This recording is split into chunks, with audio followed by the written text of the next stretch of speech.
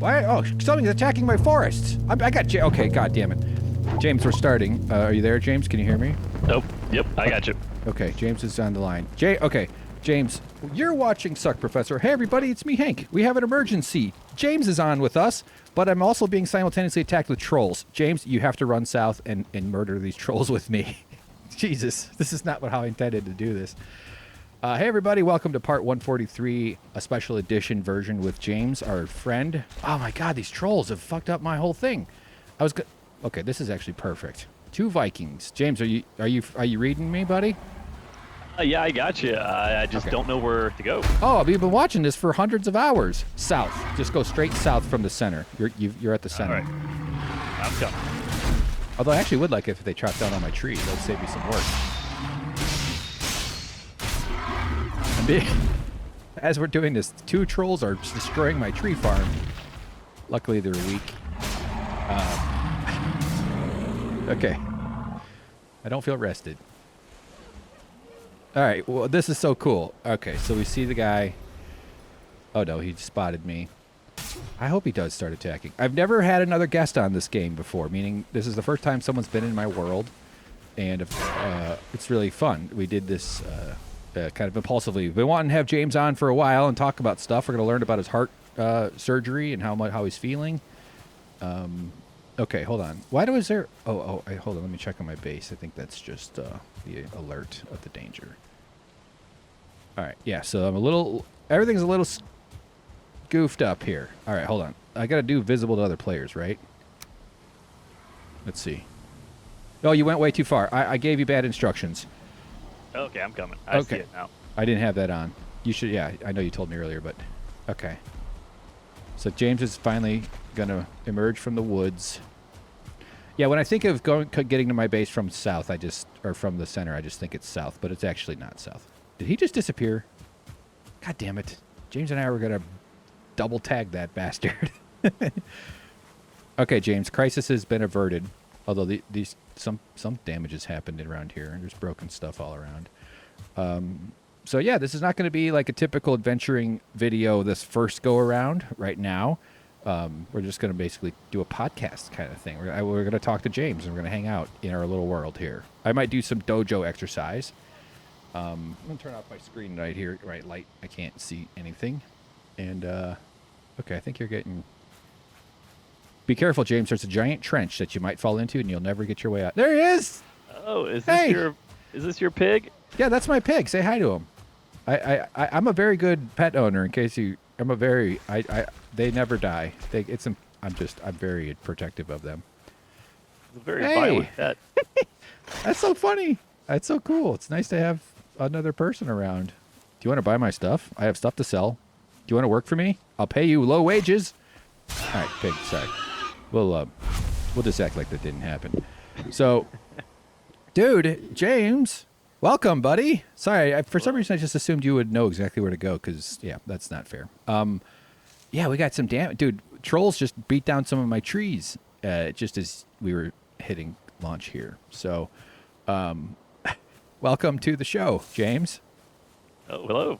This is cool. It's nice seeing the house from a different perspective. Yeah, you've seen it on stream, and you've seen it on SuckProfessor a bunch, but... yeah, feel free to run around. Don't feel like I'm make yourself at home. Just take your shoes off and, do ninja moves with those giant bare feet of yours. James has prehensile toes. James, okay, so welcome everybody. Actually, so we're streaming this on Twitch too. This is all going to end up, most of the people who see this are going to be seeing it on YouTube, but we are going to ask our Twitch viewers, since we're doing a new thing with James on here, to let us know if audio is fucked up. We really need you guys to tell. I have the game volume pretty low, and it's better to be too low than too loud, because James and him are mixed together. Oh crap! Yeah, they destroyed my Haldor portal. Yeah, I see the pieces here. That's okay. It's all right. I don't know what the heck, but yeah, they were in the trees. The first thing I saw was a tree falling over. And I was like, "Holy crap! James is very powerful. He's already ripping down that tree farm I made that he doesn't like." Okay, so wow, where do we start, James? We're gonna catch up on you heard the plan. We're going to talk for a little while. We'll probably talk for, if people are familiar with our stuff on SuckProfessor, we could easily talk for 3 hours without stopping. But, yeah, please look around, buddy. Just have a glance. Don't feel free to point out all the flaws. That's what friends are for. I haven't lit up these things in a while. Out of resin. So, okay, James, the plan, as you heard, though, just repeating myself because I'm trying to settle down. We're going to talk about your stuff a little bit, then we're going to do some adventuring, and I think that'll be sort of separate videos. So we're first task is kind of this podcast part where we talk to James. Ready, James? Yeah. I mean, we've already started, but I'm going to go down to the basement and light up those sconces. Let's go sit on the bed. We'll sit in a couple different spots. Yeah, it's not creepy at all. I don't know why I decided this has to have. I just forgot I even had these out here. All right, let's go. We'll go. No, we're not. They're not going to sit on the bed. We'll make some chairs. Let's go sit somewhere nice, away from the bees. I'll make a chair for you. I don't want it to be, overwhelmed by animal noises.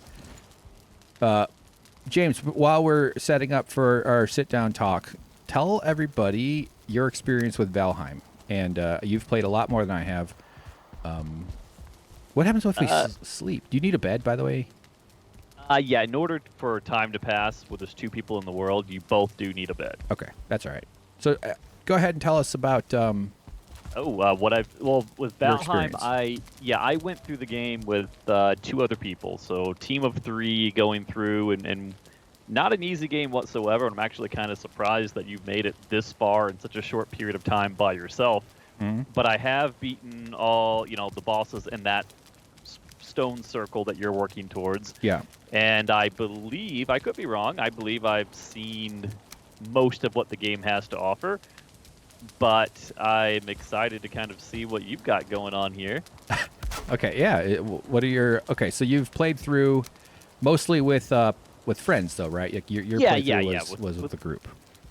Yeah, so I was never in a case where I had to do something horrific like try and face down bone mass myself. I was kind of surprised how quickly you managed to do that. That was really cool. Oh, thank you. Yeah, I'm very good at this. I've never made a single mistake. Yeah, but there are aspects of the game that just come to life when you have more people, like sailing across the ocean with a team on your boat, or double teaming a giant troll, or fighting a boss and using tactics and strategies to distract it while another person gets behind it, or having someone to watch your back. Hold on, I gotta kill a man. Get out of here. All right, James, continue your story. There's something in your house? Yeah, another brute came storming in. These guys are mad at me today. We've had an earthquake with trolls. Yeah. Yeah. I mean, I've heard of houses, more modern ones, that have these things called walls that stop that from happening. Yeah, but walls prevent you from rolling carts of metal straight into your bathroom like I do. I probably should put some walls up. I have a trench. The trench is a hole and a wall. Oh, I thought that was the latrine. Well, it is after I have a jug of coffee like I do every day. All right, so sorry, we were interrupted there. You've been playing, yeah. Things come alive with other people. Yeah, there's new experiences that you can have that you wouldn't normally have otherwise. Even if it's something as mundane as mining for silver or something in a mountain, having an extra set of hands to help carry stuff makes an extraordinary difference. Oh my God! I've said so many times while playing, like, this is so lonely. I'm always just like, this is so, and I have so many nice moments and so many fun, kind of exciting moments too, and I'm always not always, but I'm in my head. I'm always just like, wow, this is so, like, interesting and enjoyable, and I'd love to have these adventures where all this work is you do it with a friend and you have backup, just simple, like, human animal praxis or math or evolutionary benefit of 2 humans out in the woods are safer than 1. You can help each other, you can look out for each other. It's like, oh shit, I slept. It won't activate. I see you laying down in there, but as long as I'm sitting out here staring at you through your windows, you will not find restful sleep. Okay. I'm going to put your head on the wall below one of these wolf piles. That's funny that I get, like, you're a guest in my house and I just go and like lay down and all right, you're just okay. Well, it's bedtime. All right, hang on here. I'm setting up our little podcast spot here. I'm trying to. This is all sort of done a little impulsively today too, guys. I had not had a lot. Didn't give myself much time to prep. What is that? Why am I? Okay, I think I know. I gotta go upstairs. So can you build stuff right now? I imagine I probably could. Let's see. Like, could you make a flame for our little spot? Well, yeah, I can don't do it. have any materials, but I think theoretically I could build in your area. Oh, okay, fine. Yeah, like I'm repairing stuff in your house, so Okay. I definitely can. All right, great. I mean, I'm just trying to not make our viewers be so bored. But it's one thing. I'll do it real quick. I don't know why I'm struggling right now. I'm distracted. That's why. Hold on. So what am I doing? I'm making a. There we go. Okay, I need resin. All right. I'm just taking care of my guests. It's nice, someone comes over and you go to the kitchen usually because that's where the lemonade lives, and you just have a nice time. So that's what I'm doing right now. This doorway in your bedroom looks like Sarah Palin's portal. Yeah, she's got a bunch of AR-15s back there. Just all the dead wolves. Yeah, bunch of wolves but they also have like collars on them because she killed them at a zoo or something. All right. Oh fuck, no. All right. Well, let's make this nice first, actually. Oh, god damn it. Hold on. Jesus. We're gonna. I'm setting up a podcast studio in the world. That's what I'm doing. This is actually kind of fun. I've decided to give up on podcasting, but now we're doing it in Valheim. So I should have made that green. And of course, you don't do a podcast without consciousness modifying drugs. So there you go. That's nice. What do you think, James?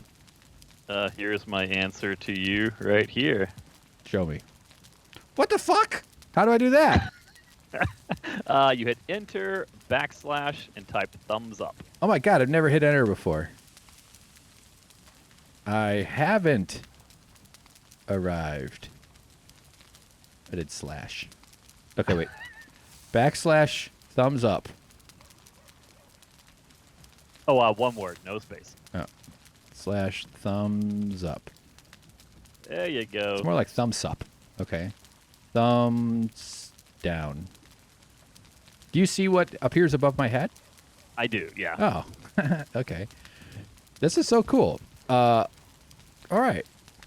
Let's well, we need some light. Backlighting is nice, but you also usually should put some like forward lighting on people. So good. The thing I hate doing most in my life is production for videos, and now I'm literally doing it inside a video game.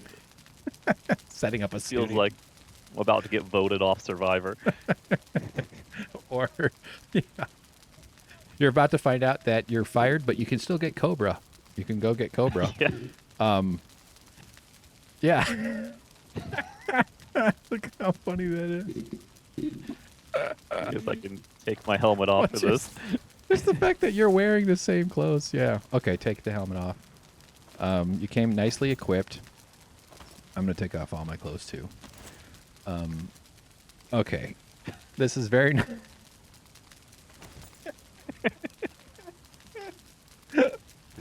Okay. All right.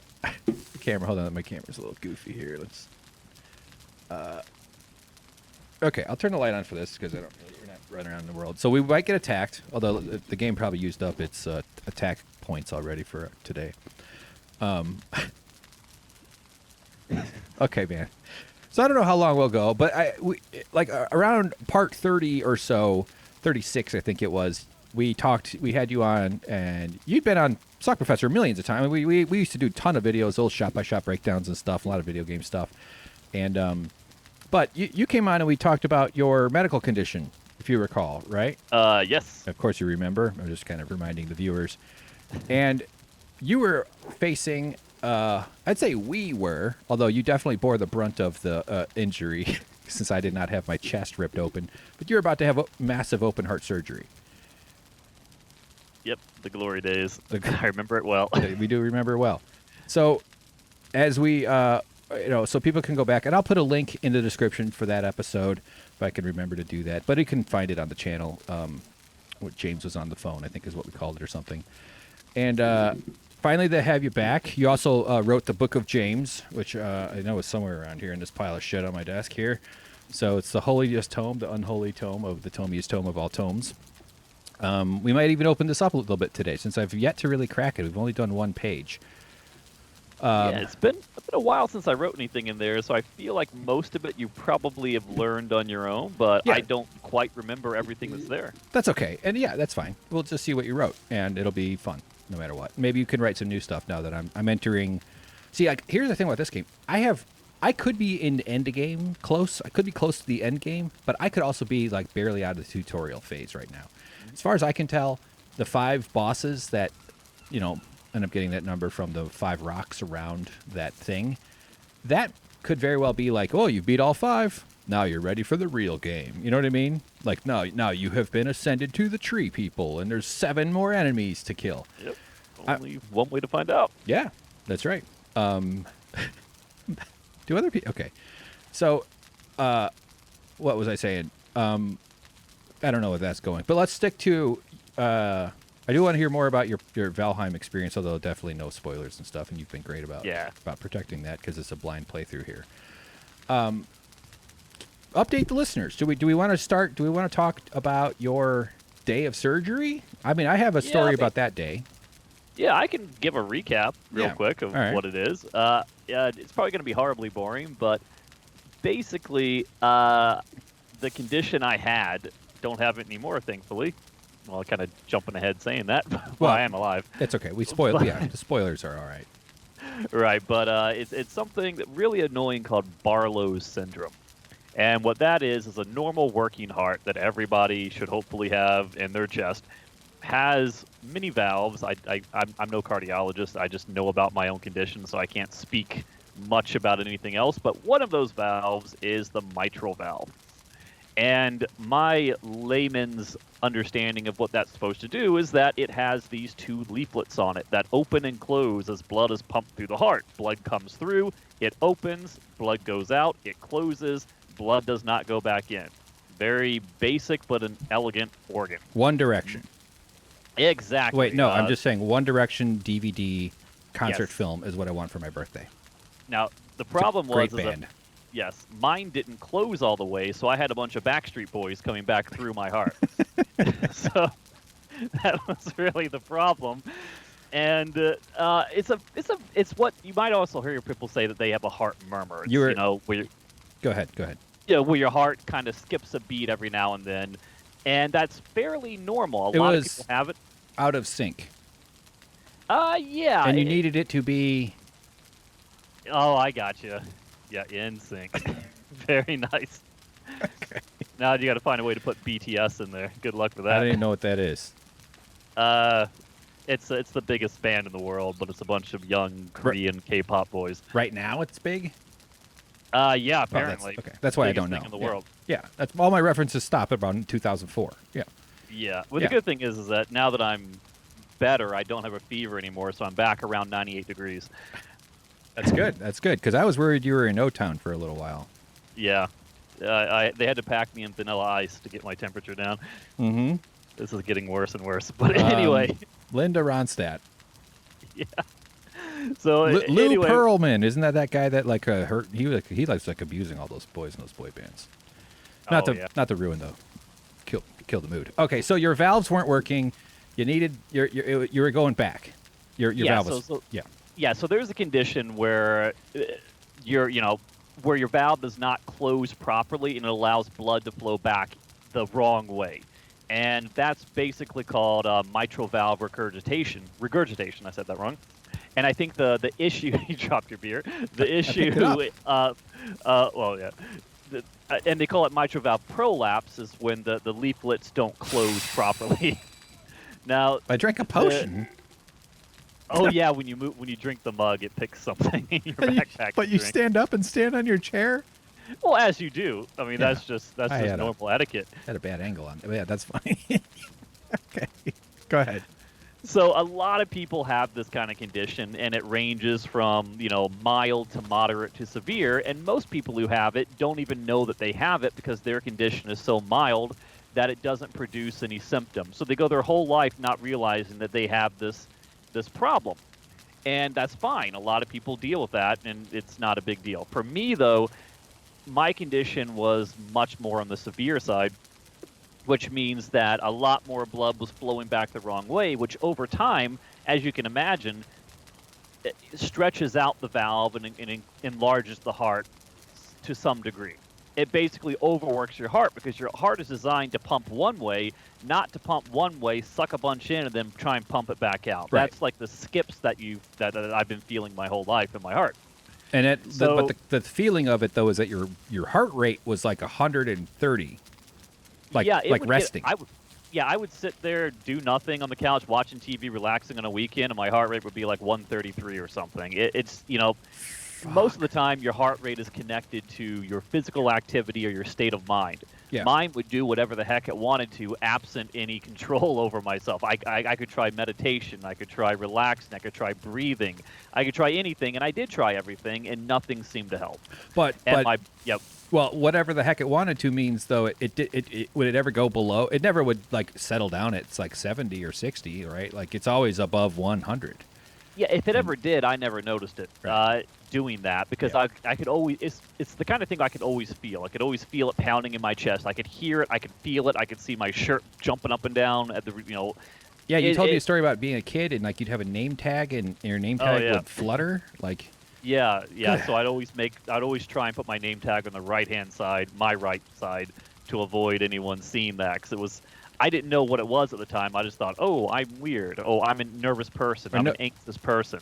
I always thought it was something that was wrong with me mentally, or I never realized that it was a legitimate defect that needed to be corrected. wow, man. So- That's and no adult ever said, "Hey, that kid's shirt is bouncing. Let's look at that." Well, the Something's problem wrong is that I have a hard time believing that no doctor noticed it when I was young, because Right. maybe it wasn't as severe back then that it would cause problems, but they probably just said, oh, like 1 in 4 people have like a heart murmur, no big deal. Yeah. Oh, just an interesting aside, you have a heart murmur, but don't worry, it'll be many, many years before you have to think about that. Oh, and that's what I was told as recently as like 5 or 6 years ago. It was like, oh, you'll be in your mid-50s, 60s before you have to worry about anything there.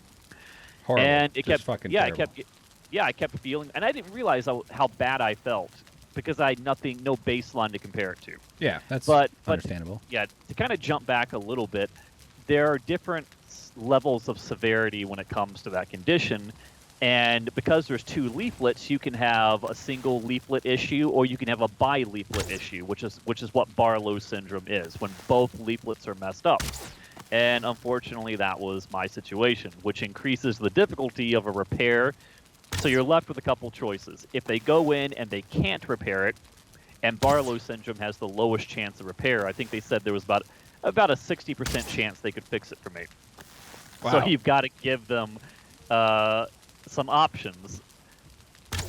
Aha, aquatic neck isn't going to be killed. So you got to give It's a tough target. you got to give them Man's greatest enemy.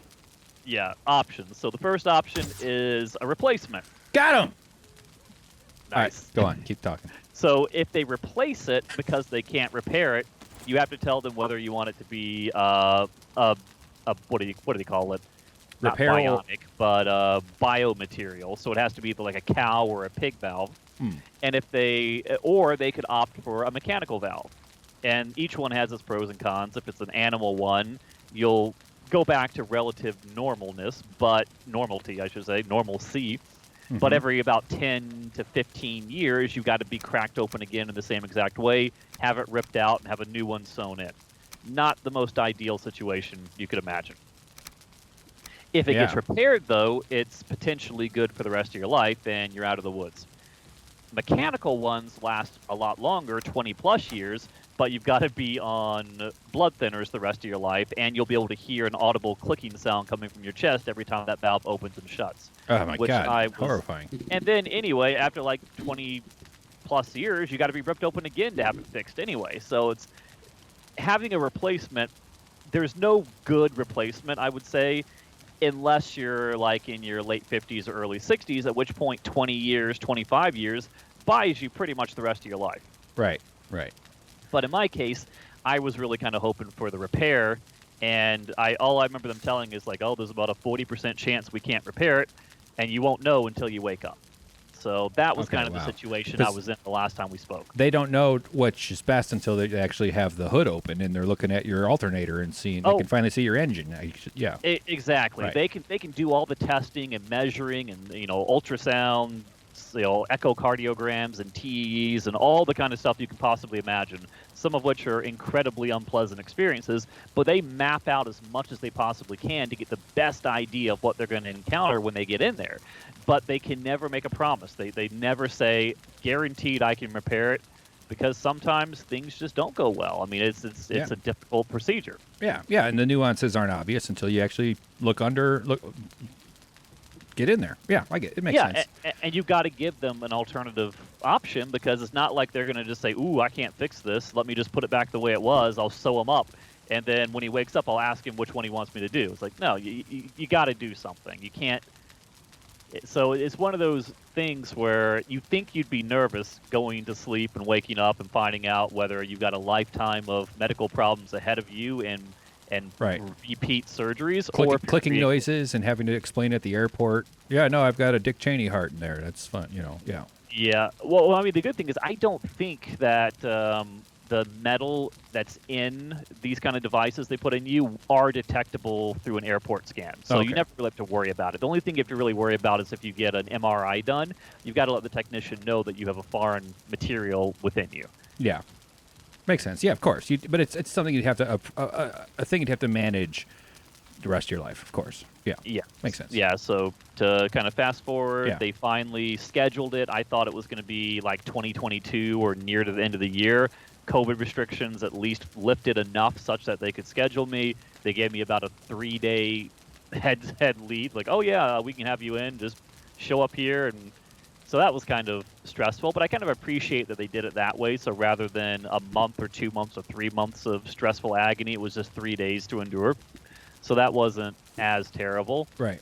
But yeah, you just, it's exactly what anyone else would probably ever say about it. You go in, you walk to your room, you get prepped for stuff, and then before you know it, they're putting you out, and then you wake up in another strange part of the hospital you never thought you'd see. Oh, man. So, do you recall waking up that day? Oh, yeah, absolutely. Okay. I remember, because when you go in, it's one of the strangest things, because you're in a hospital and you get used to an examination room. You get used to the lobbies and the waiting rooms and all these boring, normal-looking rooms. And then when you actually go into the heart of the hospital, into the surgical wing, into the actual, they wheel you into that room, it's like going into an alien spaceship. It is absolutely insane. Everywhere you look, from floor to ceiling, are these gigantic robotic-looking mechanisms. And those are Bitcoin mining machines. Yeah. But it's so weird because you're at your most stressed out in your life, but the doctors and nurses that are going around are just like joking around and laughing, saying, don't worry about a thing. This is routine. They're just like, this is another day at work for them. So, and I think part of it is, I'm sure they've got their nerves about them. They want to do a good job. They want to help you. But they're professional enough that they maintain a lighthearted sense of camaraderie between them, because they know that if they act serious, it's just going to put you in more stress. Of course, yeah. You can't have a couple of surgeons being all catty and mean to each other. Like, you and your wife fucked like they had some I'm just imagining they're all swingers for some reason. Yeah, you don't. Yeah, of course. That must be a big part of it. That group dynamic of the staff around you. Yeah. So all I remember, they inject the drugs and they tell you that whole thing is like countdown from 10. I was like, I've seen so many YouTube videos of people sitting back saying, "I'm a strong, tough guy. You can't put me out." And they never get they get to like 9 or 8 and then they're gone. What? So I didn't even bother. I was like, yeah, I know I'm gone. You mean with drugs or like choking? The strong guys on YouTube. No, drugs. Like anesthesia. No, I know you. I don't know that. I mean, you can't put videos on YouTube of someone choking someone else out. I know. I'm saying you get pulled off immediately. Of course. What you just said, you've seen the guys say, "I'm a strong guy. You can't put me out." But like, I know what you're saying. Though you're saying like that. You think you can resist something like that, and there's no. You can't resist anesthesia. There is no amount of mental acuity or willpower that can stop you from having your body shut down by a powerful sleep agent. Right. Right. Yeah. So for sure. yeah. So that all happened. Were you and nervous going in? I mean, here's the thing that I remember, just like how, and maybe you don't conceptualize these as a collective kind of event, but usually when you go through a big surgery, people go with you. They walk you into the hospital. They hang out in the hallway. It's like having a baby, but like maybe your friend will die. So it's sort of like not. But you still have to walk around the hospital with cigars in your pocket, waiting for some announcement. So you can rip them in half if you die, or you can smoke them if you live. That's how it works. You had to go because of the COVID. It was delayed by like 3 or 4 months, first of all, but I wasn't allowed to be in there. Meaning, like the person who your emergency contact and someone, I would have stayed in the hospital that day waiting for you too. You know, looking at the vending machines and stuff, watching TV, and I just remember I dropped you off, and we had to have you at the hospital at like 4 in the morning or something, right? Yeah, to get the 'cause they got to do all their prep and processing and all that stuff. But which is the best time in LA for traffic, because it was only like 10 traffic jams instead of cars. But for me, watching you walk in by yourself, I was thinking, there goes the bravest man I've ever seen. Look at him by himself. Either he's oblivious to the stress, or he is just so strong and has some kind of, I don't know. I was just like, God damn, it sucks he has to do that by himself. Yeah, you eventually get to the point where you realize, well, there's nothing more I can do. There's nothing. This is completely out of my hands. So all I can do is just start it so that it can be over sooner. And well, once the wheels start turning, it just kind of has its own momentum. Yeah, I mean, I knew I had to get it done, and I guess the biggest thing that I was afraid of was not feeling any different after it was done, because I'd heard people say who have it done, who regretted it, who said all this pain and all this agony was for nothing. I don't feel any different. I don't feel any better. Oh, like after it healed, the heart just So that was the thing that I was worried about. But I knew that I had to get it done because multiple doctors were telling me, and this is kind of jumping back a little bit. I knew that I had to get it done because I was at work giving a Zoom presentation to my team. And in the middle of a sentence, I suddenly lost my breath completely. I could not, I had to stop and pause and take like 3 or 4 deep breaths to even try to get through the sentence I was trying to say. And it wasn't letting up in the slightest bit. Right. So I ended up going to urgent care, who then sent me to the emergency room. They didn't find anything physically threatening, but they definitely heard the murmur and wanted me to come back for more testing. So I called my physician over at the main hospital, and he was the one who first noticed that I had a murmur about 5 years ago. And I was having like really bad anxiety and stuff at the time too. And I was asking him over and over and over, is this anxiety connected to the heart condition? I was like, oh, no, of course not. Absolutely not. There's no evidence of that whatsoever. And then now, and of course, he puts me on like antidepressants, and he puts me on, what are they? Yeah, well, it might as well be, because the side effects of those things were absolutely horrific. I was sick all the time. It was just misery. And it didn't seem to do anything for me, because it seems like it was affecting like brain chemistry. I always felt like I had this mental fog. My head always felt numb. And I couldn't understand why they would try to cure a physical heart condition, because I always believed it was connected to my heart by messing with my brain. And it got to the point where I was so sick for so long that I just ended up throwing the pills in the trash and said, this is not worth it. I don't care. This is not helping me. Yeah. But after that whole episode where the doctors said that it's my mitral valve and that it got stuck in the open position, and that's why I felt the way I did. And when I say the way I did, I meant it literally felt like there was a 100-pound weight on my chest. It was severe, constant, unrelenting pressure. Instead of a rhythm of forward a little backflow, forward a little backflow, it was all kind of like crappy backflow fighting the forward pulses when the heart would pump. Exactly. God yeah. Damn, it was misery, and there were certain. I was trying to find like certain ways to lay down and lean and stuff to make it better, but nothing really. Was helped. this around the rib injury? or before? No, this was Before the rib probably about 6 months after the rib injury. Oh, okay. James fell on the stairs and cracked his cartilage or something. Oh yeah, that was horrible. Yeah. but yeah, so I called my doctor and tell him I think I've got, I think my heart condition has gotten worse. Can I schedule an echocardiogram or an EKG? And he started saying, well, I don't see why that's necessary. These things typically aren't a problem. Mm-hmm. And then I say, it really, really feels like a problem. Do you think that I'm going to need to have surgery? And as soon as I said surgery, he burst out laughing over the phone. It was like, oh my goodness, no, of course not. That's ridiculous. But if it'll make you feel better, I'll let you, I'll schedule something. You can have your echo and we'll see that everything's okay. There's nothing to worry about. So he's like, this hypochondriac guy wants to get a doctor so he could get some surgeon look at his chest. Like, he doesn't know. Okay, fine. You can waste our resources and go visit a real doctor. What an asshole. Yeah. Piece of shit. So are you still with this guy? What's his phone number? Let's call him. Yeah. No, he seems like a nice guy. He just kind of called this one. He should be a bus driver. No offense to bus drivers. Well, I guess they can get people killed too. But heart doctors shouldn't be like that. Anyway, whatever. It's fine. Well, he's not a heart doctor. This is an HMO, so he's a primary care physician. So his specialty is not cardiology. So he's okay. Even worse. So I got the test done. I mean, sorry, let me just say, generalized doctors are fine. I don't have an issue with that. But this guy should. I just don't like this guy. I hate our healthcare system. Is really what I'm reacting to. You shouldn't have to be this difficult.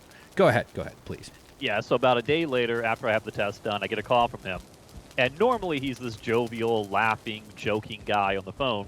This time he was just dead serious, no humor in his voice whatsoever. And I remember him saying, your test results are back. It has gotten severe. We need to pursue surgical interventions. I have a referral for you. You'll be receiving a call. Let me know if you have any questions. Goodbye. I was like, okay, wow. So that was kind of the start of it all. Right. That set it all up. And then this process of the surgery. So coming out of the surgery was challenging. You had to probably you were probably on tons of drugs and I'm sure there's all sorts of stuff that. So tell us about that week, or actually, or do you want to hear my day when I dropped you off at the surgery? Sure. I promised that I'd make you uncomfortable, and the audience is expecting that. And so, it was okay. I was worried though. I mean, I'm a big emotional guy. I have emotional feelings that are fairly close to the surface of myself. I do stuff them down a lot. There is an endless fountain of them that, not that I have no control or whatever, but so I just remember taking you to the hospital. I was, glad it was finally happening. We were actually lucky that it was good that it only took like a week and a half or so from the phone call to the surgery, because it wasn't like, hey, you got 4 months to be stressed about it. It was like, all right, it's going to happen pretty quickly. And so it was great. But, of course, I was thinking is that mushroom? You're going to... I gave you coins. I was giving you coins because you've been such a good little lad. I was thinking, like, I hope he doesn't die. And I know that the survival rate of such a thing is quite high. It's like 99%. It's probably scarier to drive to 7-Eleven. Although if 2% of people who went to 7-Eleven died on the way there, that's a bit high. That's really. But point being, though, the whole nature of it was very daunting and overwhelming in terms of my worst case scenario isms in me. And all I needed to know was, so I was worried. And I spent the day, I didn't go back to sleep or anything, but I spent the day like trying to stay busy, but I was really stressed out in a good way. And like I was worried. I just had this feeling of like, okay, good, he's in the right place. It sucks he's in there by himself, but I know he's got good people working on it, and I hope it goes well. I had no idea if they were going to call me or not, because I assumed that you gave them my number as the emergency contact, right? Just because we live in the same apartment. So I sort of expected a phone call at some point, but I didn't know for sure. And my anxiety and nerves were just building the whole day. And I'm not saying any of this to try to make you feel like you're responsible for any of these feelings, by the way, James. It's not the point here.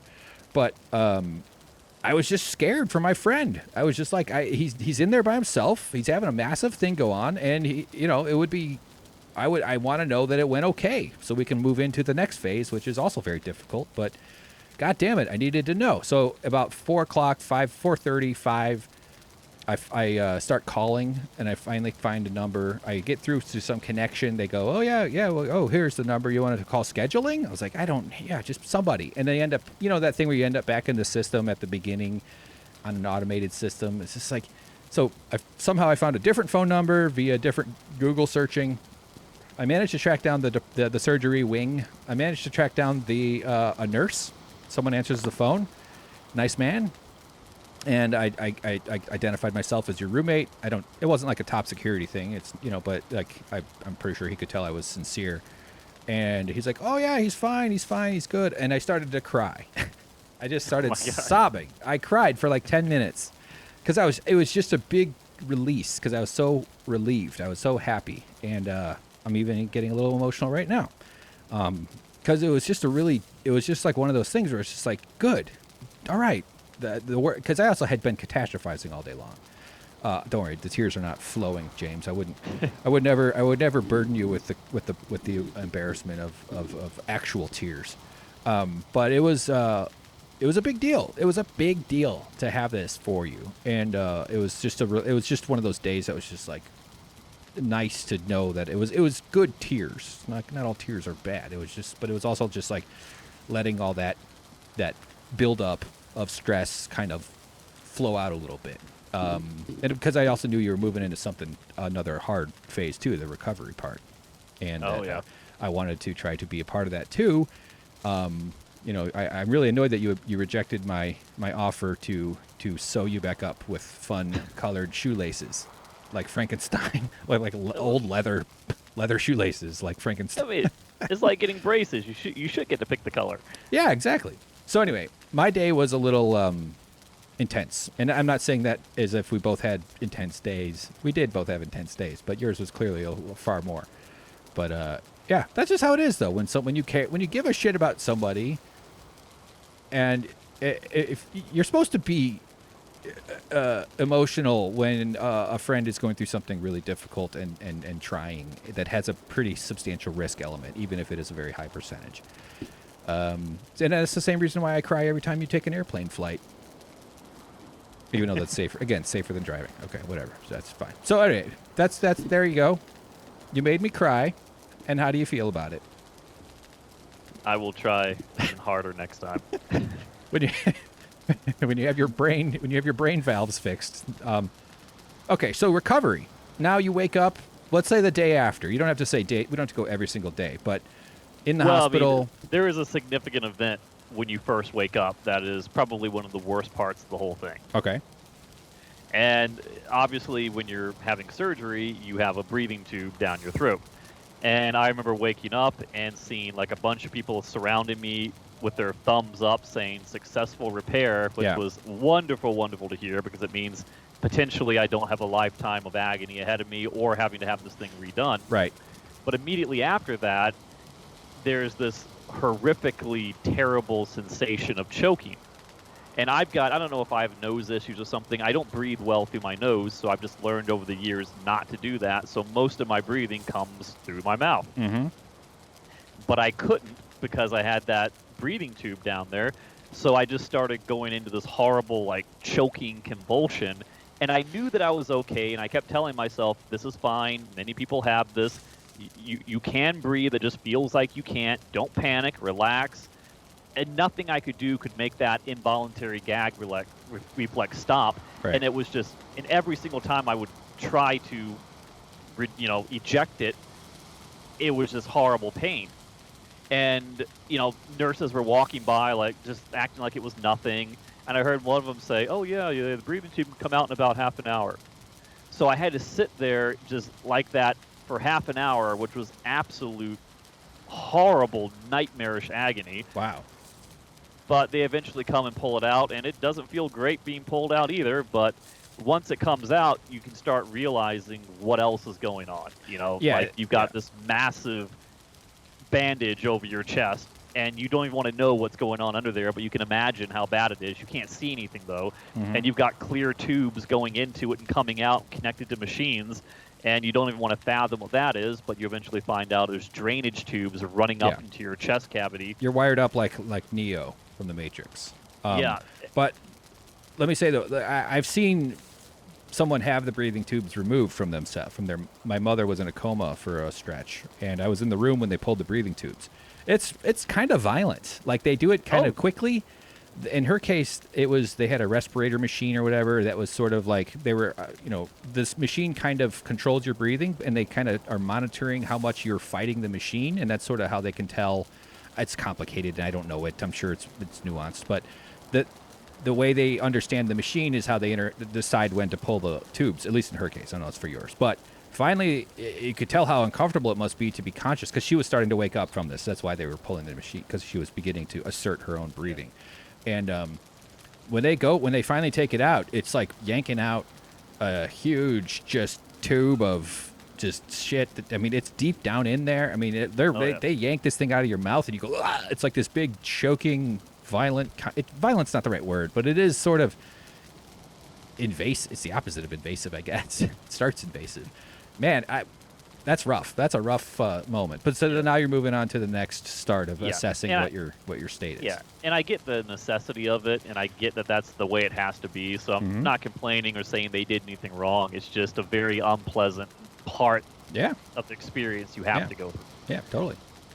Then after that, I was surprised by the very next day, they expect you to get up and start walking around. Mm-hmm. And that part, and then the pain is just insane. But they can't give you pain medicine whenever you feel pain. They have to time it out because they were giving me combinations of morphine and Norco. And General Tso's chicken.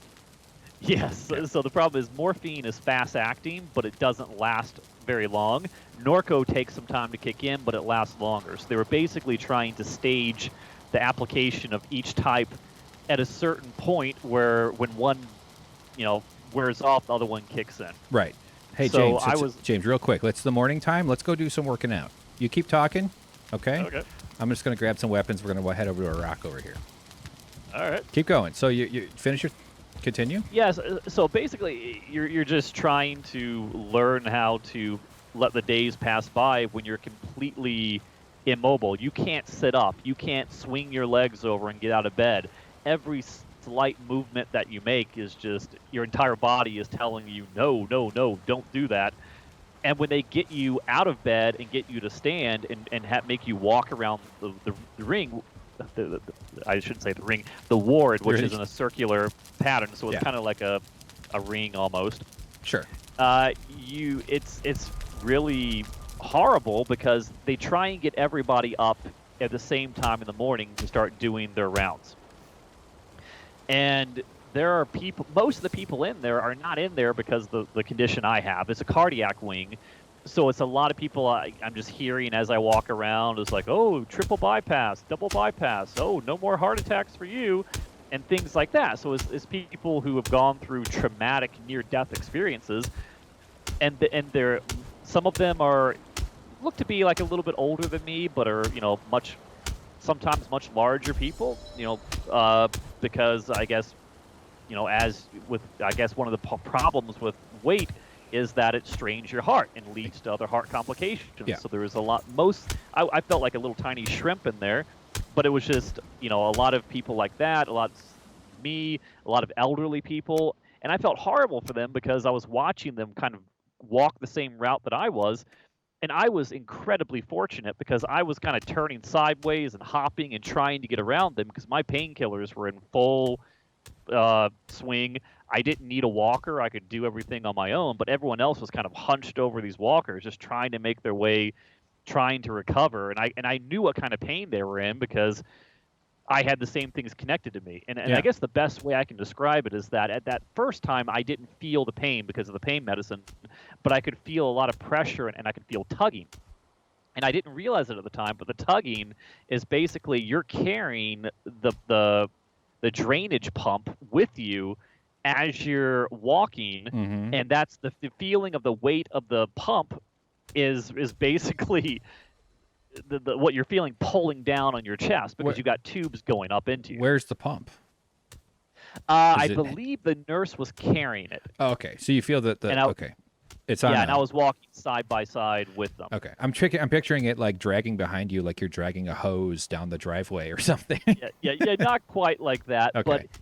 the one thing you do notice is that everything that you do is exhausting. You may not feel the pain, but you Right. do one lap around the ward, and you feel like you just ran a marathon, which is I bet. normal. You're trying to, because when you have the surgery done, they put you on a heart lung machine. Mm-hmm. And one of the first things they showed me when I came back from the walk is an image of my chest cavity. And they said, you see these like dark little white things here that look like crumpled up paper bags? Those Yeah, are. those are your lungs. You Oh. need to learn how to use them again. They're mostly deflated. That's why you can't Oh. get breath. So I had to do a lot of, pulmonary rehabilitation throughout the day, every single day to try and get back. Wow. Wow. And Interesting. anytime you need to cough, it is just blinding agony. If you have to sneeze, Yeah. you would rather jab a pair of scissors into your kneecap than to actually sneeze, because your chest, your sternum is still not even close to healed. It's just freshly Right. sewn back together. And let's be clear, because I made the mistaken assumption. I don't know if this is common, but I imagine I'm not the only one. That I always thought that they cut the ribs down the side, and and then they also cut down the middle, and then it's sort of like a hinge, like it sort of conveniently just goes ploop. That sounds way worse now that I know the reality is they only do one big cut right down the middle, and then they open up from there. But because there's cartilage and the ribs are flexible, like the whole system is kind of meant to be expandable, but they sort of stress that, but they open it. And the analogy that's made the most sense, I think, is like those hair clips, those kind of hair clips that, for longer hair that interlock. Then they have a little spring on them, and they kind of go like that. And so the ribs open, and it's just like, wow. I mean, either one is horrifying and amazing. But you also pointed out, which I also didn't think about intuitively, that whole thing, the whole process of stretching and pushing open all that bone is also all this muscle and all this tissue that surrounds your whole chest, all the way up around your neck and everything. Hey, James, that's my dojo, okay? Pay the entrance fee. Get the fuck out of here, all right? No. But so all the muscles are also sort of stretched and strained and hurt and sore and in pain. And so it's not just a scar. The pain is not simply along the cut. And It's everywhere. and not to mention you're constantly breathing and your heart's still beating slower by this point now. But God, it's such a brutal thing. Anything with the chest and the ribs is rough. And I had a horrible, painful shoulder injury before going in there, and then I woke up, and that was the most painful thing of all, because apparently for like 5 hours or however long it took for the surgery to be done, they had to have my arms over my head, like kind of like tied back in a position that my right shoulder would not naturally go into because of the pain. And I didn't realize that for all that time I was locked into that position. So when I woke up, it just felt like my arm had been ripped off. Like you had your arm above your head, like your shoulder. Yeah. Now, it was what? bad. How did you hurt your shoulder? Oh, that was the coffee table. What do you mean? It attacked you? I think I'll be very brief on this one. No, I was coming downstairs. It was dark. I was going to the desk and off the kitchen, which is where I work from home.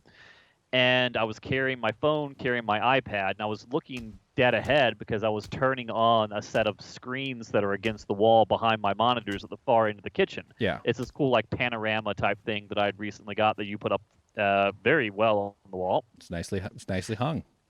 But I like getting straight to work, so I was in a jogging position, and I did not realize that the night before I had pulled the coffee table out a little bit more because I I had sat something on. I think I had my computer down here, my personal computer, not my work computer.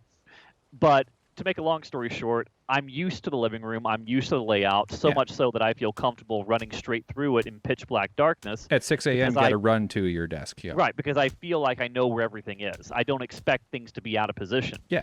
But fair. it was out of position because I put it that way and I forgot about it.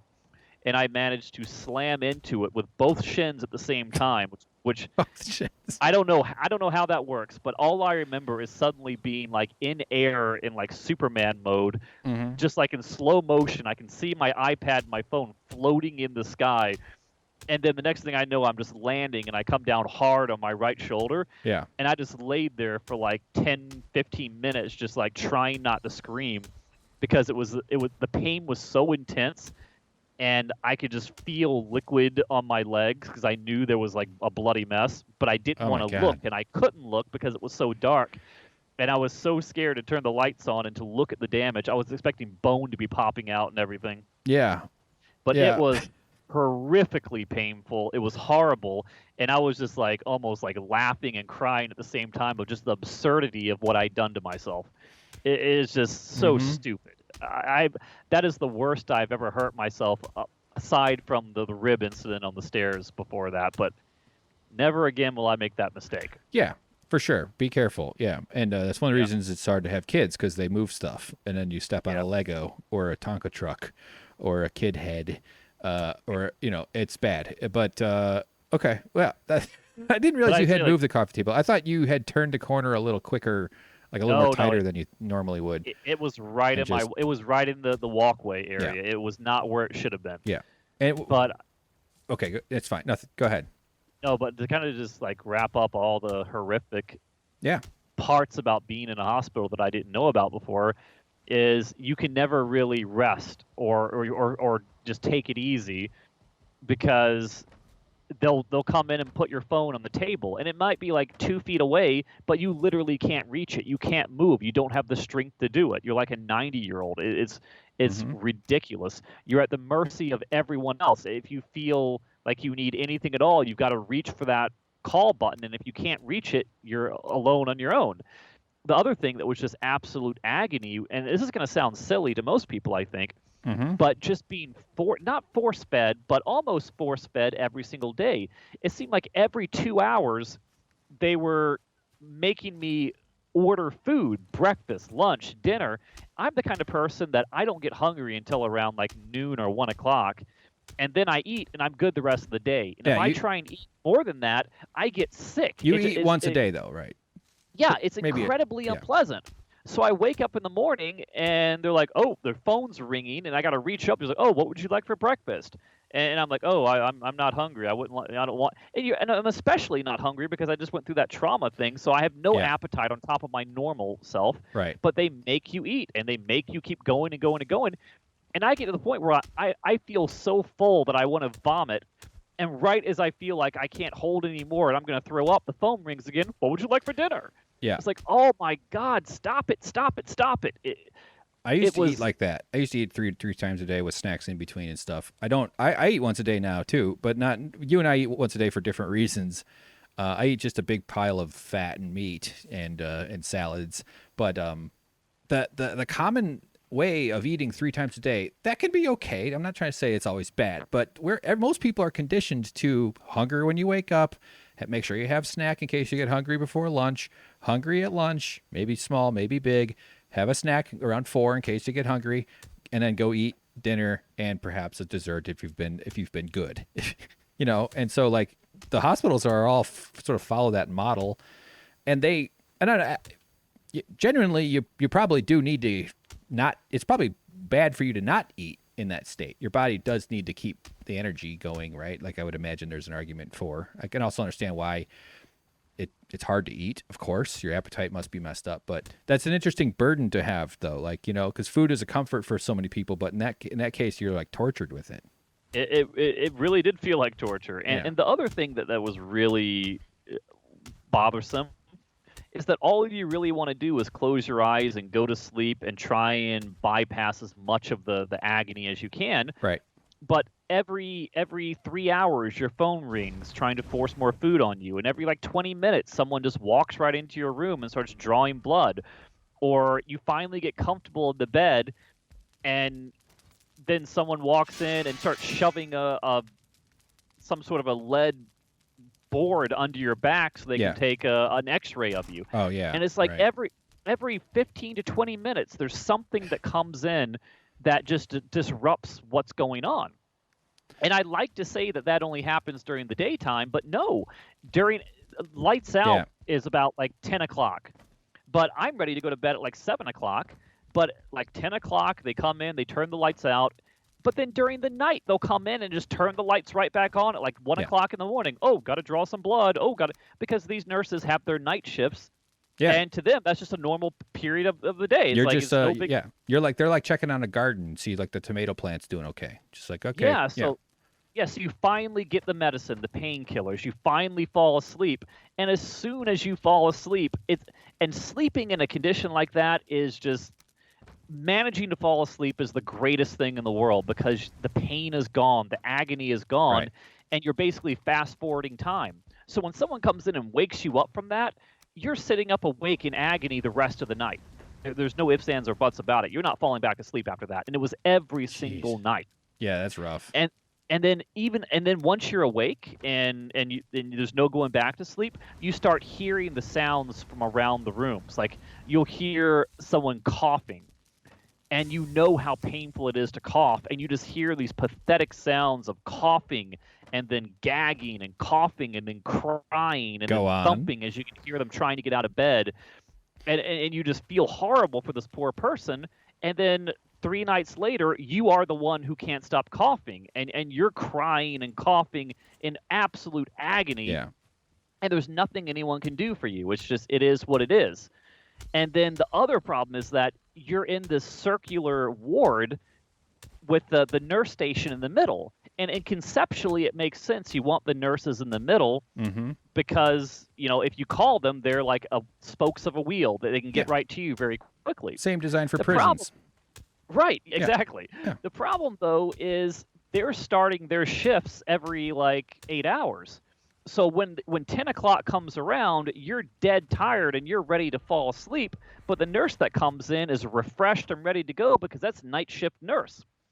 So the whole time that you're doing this, you can't sleep because all you hear is like an elementary school lunchroom chatter going on at that nurse station. They're laughing and screaming and running around and just making intense amounts of noise, which if you're not already drugged into a state of sleep, you're not going to fall asleep with that going on. Yeah. Oh, man. Wow. It's almost like the system's not really designed all that much to prioritize patient health.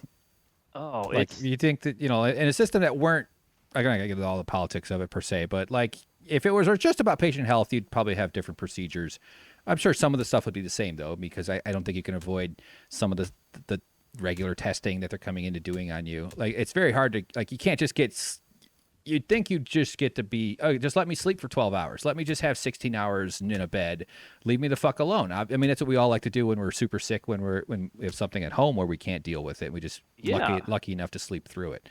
But you can't do that in a hospital. Yeah, I spent a lot of time in hospitals with my mom, man. I've seen a lot of that sort of, they walk in and they treat you like you're a Honda up on a thing, and that's all they can. To be fair to the nurses and the techs, I'm not blaming them at all. I'm blaming the higher ups and these massive systems of making money off of this desperation that people have when they're sick, the healthcare system.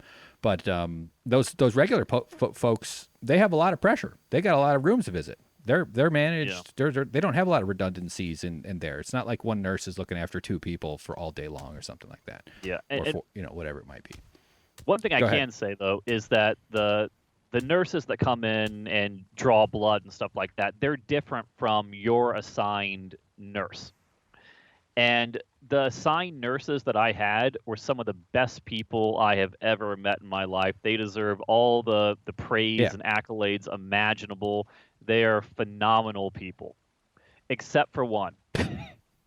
And I don't remember this person's name. And if I did, I wouldn't say it. For Were they wearing like white makeup, red lipstick, cuts, scars up their mouth, and had Heath Ledger? Yes. Okay. Go ahead. But in this case, and I may have told the story already on a prior stream. Yes, it was the Joker. Oh wait, he was the Riddler. No, he was Joker. I know, joking around. Yes, I'm the Joker. Okay. He was clearly Catwoman. Yeah, the Penguin.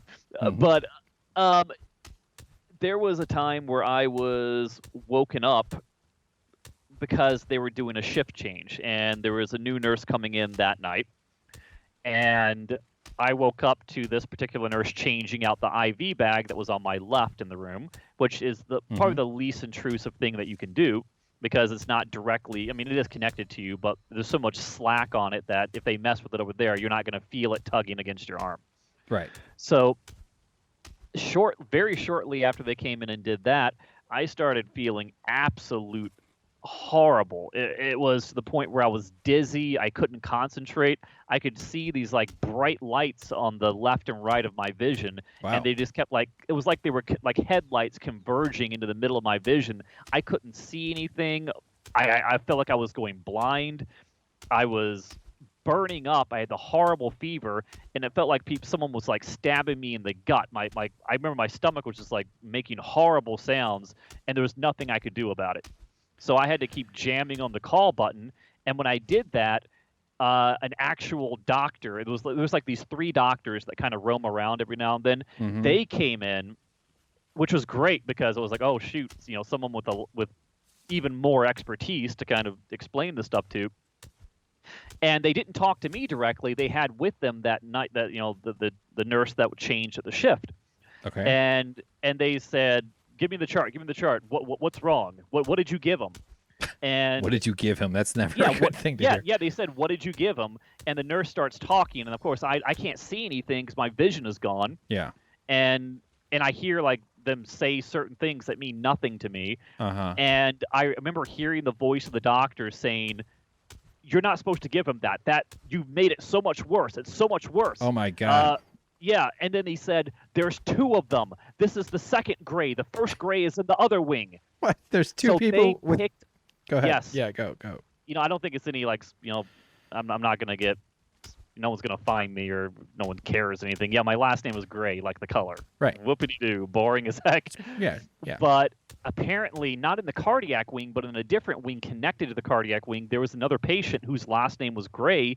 This person had the wrong chart, gave me the medicine for that other person, and I feel overly dramatic to say it almost killed me, but it sure as heck felt like I was dying. That sounds pretty okay to be dramatic.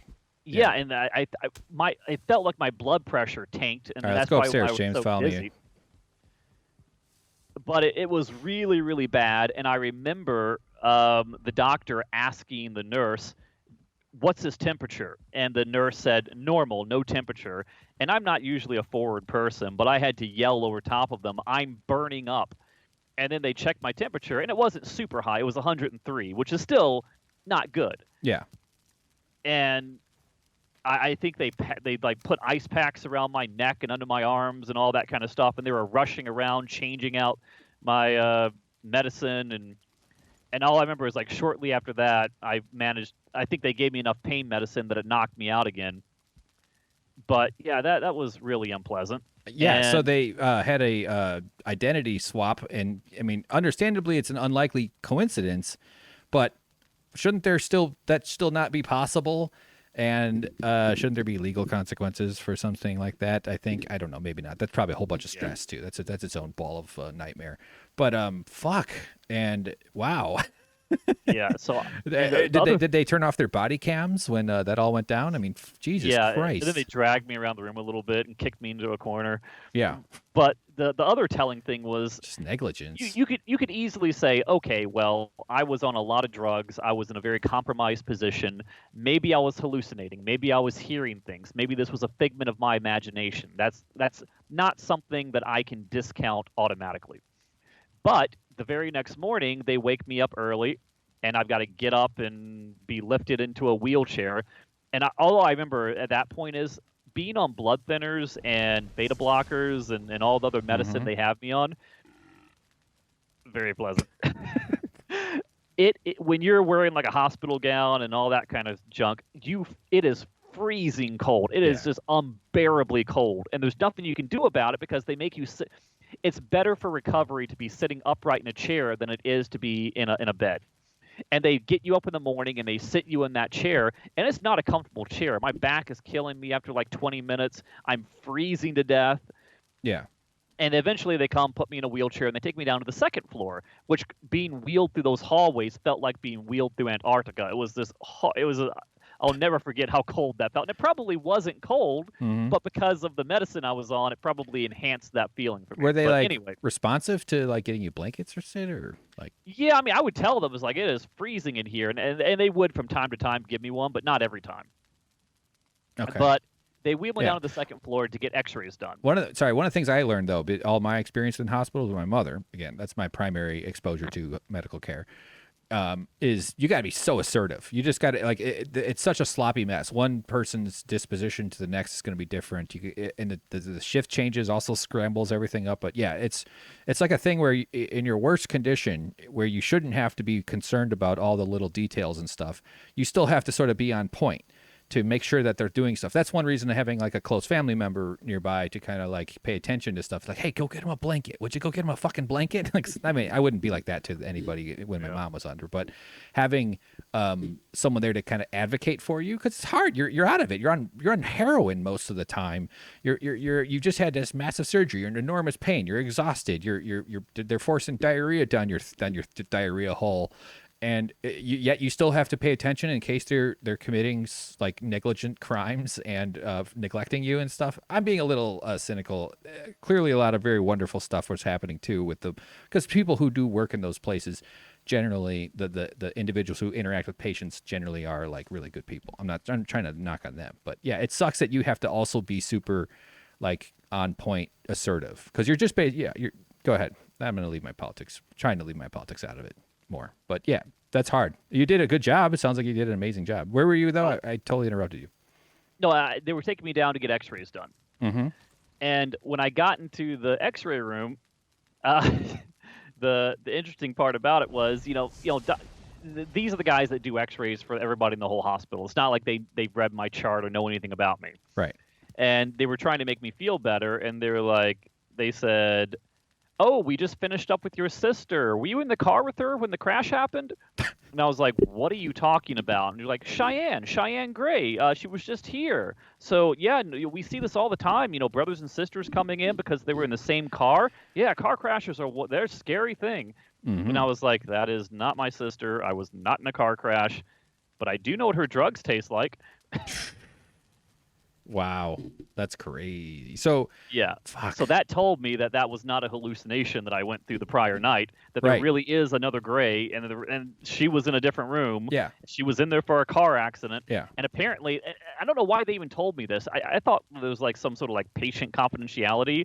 And when I told her that's not my sister, she was like, "Oh well, that's interesting." She, just the fact that you're both 37 and you both were admitted at the same time, logically, I thought you were in the same car crash. That's reasonable. And I was like, this is not information I'm supposed to know. Sure. Yeah.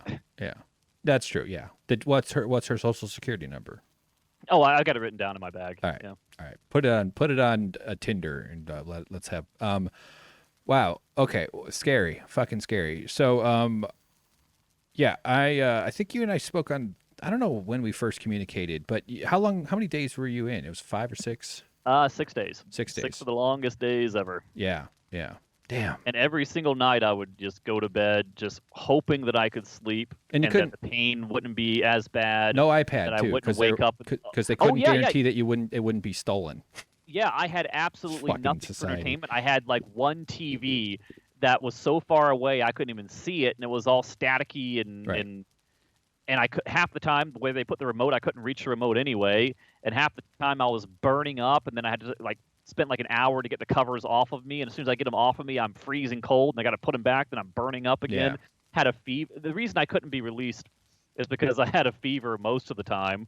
So they were trying to get that under control, and just being up most nights, coughing and agony, not being able to sleep.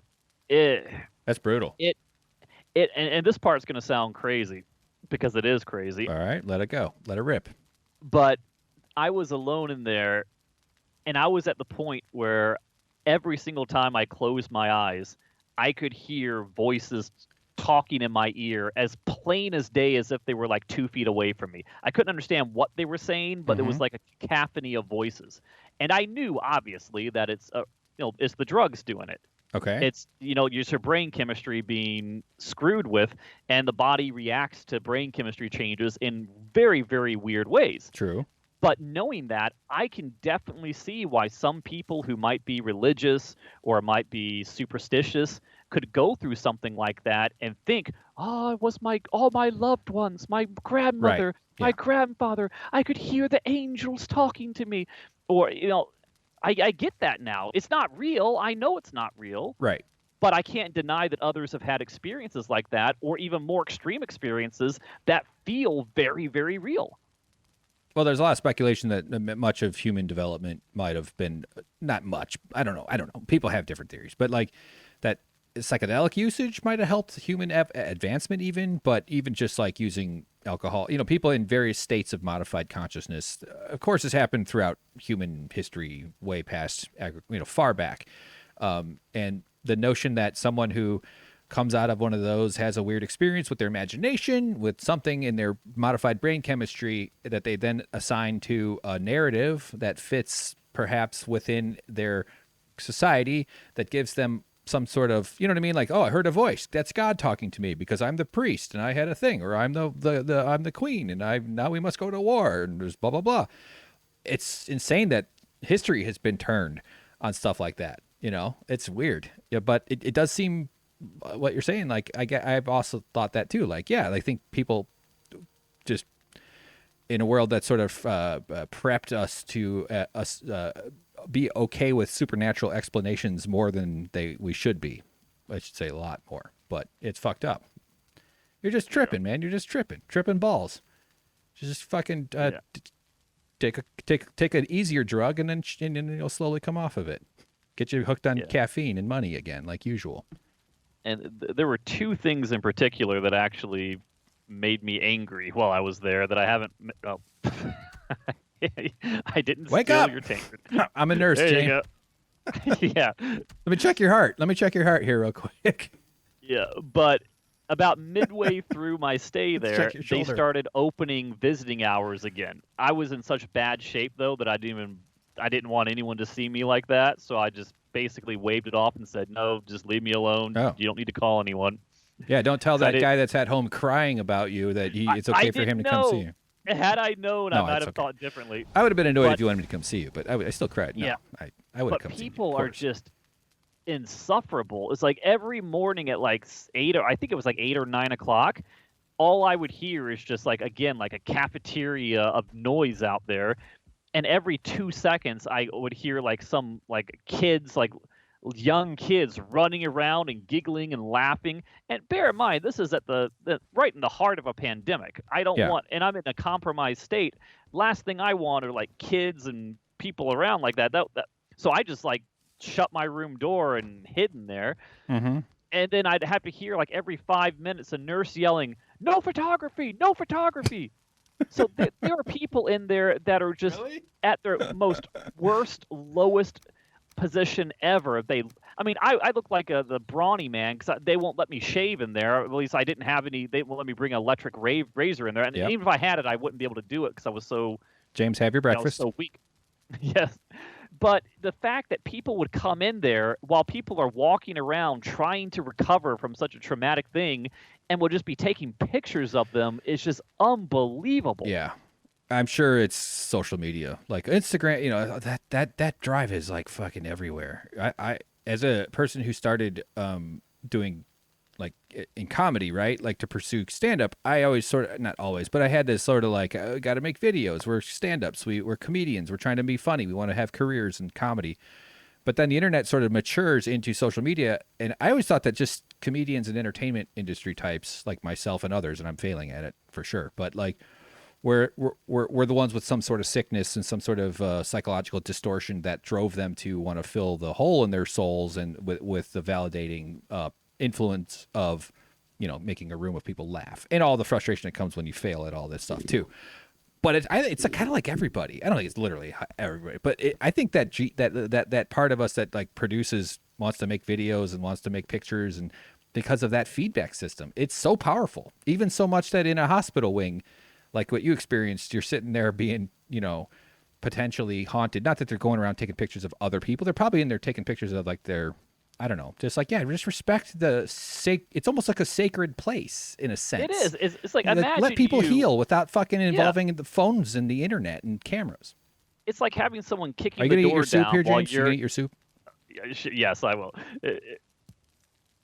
Oh, I didn't realize I could. Oh my God, Jesus Christ! Got him. Well, Got him. that's unpleasant. Eat your lunch now, James. Eat your lunch. You fuck. You need to eat or else you'll die. I was about to say it's almost no different than someone kicking down your bathroom door while you're in the middle of a very difficult post Chipotle episode and snapping pictures of you. But it's worse than that because you are haggard. You have not had a shower in like multiple days. Yeah. You have come back from the brink of death. All you can think about is making the pain go away. You probably look like a walking corpse. Right. And yet they're in there snapping pictures. Yeah. That's it sucks that the nurses have to like police that. Hey, what are you doing? Don't do it. Like that sort of thing. But yeah, and the other thing that really got to me was at the very end. Nice, and this was like I had already been told that I could go home the next day, so I was in pretty good spirits. And you're gonna bust my chair. Yeah. Okay, go ahead. And when you go in for your intake paperwork before the surgery, you've got to fill out a lot of paperwork. And part of it is really disturbing stuff like, do you want to be resuscitated if you die? What is your religious affiliation? What is your favorite religious song and things like that? What type of religious ceremonies would you like performed if your life is ending? Things like that. And on every single one, I was honest. I was like, I have no religious affiliation. I do not, I respect other people's religious beliefs, but I personally am very, I don't want to say violently opposed to, but I have very strong anti-Christian beliefs. Yeah. I do not like Christianity one way or the other. I think it's done an immense amount of harm in the world. I think it has seeped into politics and caused great disservice to people. But having said that, the people who practice it, who get strength from it, who practice it in a way that doesn't impose on other people, I have no beef with them. Right. Agreed. I have beef with the people that use it as a tool to subjugate, to exploit, to rip people off, and to gain power for themselves. That is my problem. So if you bring a cross around me, I am likely to pull it out of your hand and throw it out the window. I have no tolerance for that nonsense. James also reacts this way to garlic. Yes. And I don't like mirrors either. Well, they can't see you either. Yep. Yeah. So I made it abundantly clear in my paperwork that I am not a happy camper if you bring religion around. James, me. are you going to eat your lunch? Away from. Oh God! Eat the deer head with the chains on it. Yes, I can eat that. Come on, colon blow. And then a day before, all of a sudden my door opens and this man in a wheelchair comes rolling through my door, and I'm like, that's a bit unusual because he doesn't have any like medical equipment on. He doesn't have a lab coat, doesn't have a name thing, doesn't have a mask on, doesn't have anything that I would expect that a medical practitioner would have. Right. So I don't really know if this guy's going to draw my blood or what. And then I look and see a Bible sitting in his lap. Okay. And I was very nice to him. He was very nice to me. And he just like asked me about my condition. None of his business really, but he asked me about it, and I tell him what it is. Shouldn't he know anyway? Well, no, he's God. What do you call him? God should know. Yeah. The prior. No, that's the Stargate SG one. Yeah, something like that. But then he comes in and says, "So, what religion does your family practice?" And I, again, I'm not gonna. Obviously, I'm sure as heck not gonna attack a guy in a wheelchair in my case, in my state, or any state that I could possibly be in. Yeah, I would never do that. Yeah. And I would never be rude to a person who's coming in out of kindness and things like that. But as soon as I said, "Oh, no, we don't practice religion. We don't really follow that stuff," he was like, "Oh, very good." And he starts wheeling around and just leaving. It's like, well, maybe I want someone to talk to. You're just gonna abandon me? You're gonna just leave me because I don't subscribe to the same book that you do? Come on, dude. Yeah, maybe. Yeah, that's true. Yeah. Did they? they bring around like dogs, or you know how you see pictures of like, this dog is helping people feel better. This is a duck. This rattlesnake is an emotional support rattlesnake. It goes to hospitals and talks to kids. There was Johnny Depp. They just had an dressed as emotional Jack support Sparrow, priest. and he kept sneaking into my room, and I kept telling him to leave. But Sorry, James, I stepped on your words there. What was the name? Oh, Johnny Depp as Jack Sparrow. He just kept coming in, and I was like, the children's ward is over there, and he just kept acting drunk and falling over. He saunters in, and he has all sorts of things to say about you. That's funny. But he leaves right away. Yeah, I've been in hospitals too where you've seen those guys. I share your views on religion very, very closely. But when I meet somebody who works in the priesthood, or I've met a couple times where I've talked to, I'm always fine with them. They're just people. They just have a fucked up job. A lot of people believe stupid shit for their stupid jobs. But yeah, I agree with you though that like they're it is kind of weird. It is sort of strange. Yeah, the thing that bothers me though is I am in a hospital to be taken care of by people who are medically trained. Mm-hmm. And to allow someone to just openly walk into my room where I am trying to heal without a mask on, without any medical qualifications whatsoever, to try and tell me that magic is going to help me, I have to take offense to that. That should not be permitted. Would you like some magic right now? Would that make your heart feel better? I don't know why he's Irish. To me, that was absolutely no different whatsoever than if a man had walked through my door in full clown makeup and started juggling and honking horns. Well, that would have been entertaining. Actually, like a real magician would have been actual magic, which isn't real, but it's fucking awesome. Like close-up magic. You ever see that shit? It's amazing. That would have been better than some religious kook. But it's just like I'm here to heal from medicine, not from folklore or leave that, get that away from me. Sure. Yeah. It's I get what you're saying. But like you said though, a lot of people see a guy like that and they think, "Oh, thank God I have somebody I can talk to. Let's read a passage. What's your favorite hymn?" Exactly. Like, and I agree, and that's okay. I agree with that 1,000%. Yeah, I wouldn't want to take that away from people. But I signed papers initially saying I don't want any of this junk around me. Yeah. That's what bothers me. They asked me the question and then they ignored my answer. You know what would have been funny? If when you said no, he just like stood up and walked out and left the wheelchair there. And then like some cops go running down the hallway after him. It's like some dude who doesn't belong in the hospital. Yeah. That's weird. Yeah. So can we get one to come by the apartment to check on you? So oh God. No, that's all right. But let's start to sort of get more towards this recovery now. You come home. You're really glad to get home. I remember picking you up. You looked horrible. You looked like you just had an open heart surgery. I felt it too, and I could barely move. And the thing is, the guy that wheeled me down, really nice guy, but I think it was like really early in his career there, because he was told to take me down to the pharmacy to get all my medicine filled before leaving. So he wheeled me over to the pharmacy. I'm gonna go work out here, James. I'm gonna go work out. Yeah, and I could probably stand for maybe 20 seconds before I would just collapse. Mm-hmm. And he said, "Okay, well here you are, back of the lines right there, and good luck to you." So I got out of the wheelchair and just stood there, and my legs were shaking. I didn't think that I could make it, and there was like 6 people ahead of me in line. I was like, "There's no way I'm gonna make it. I'm not gonna make it. I'm gonna fall." I was getting dizzy. I just couldn't do it.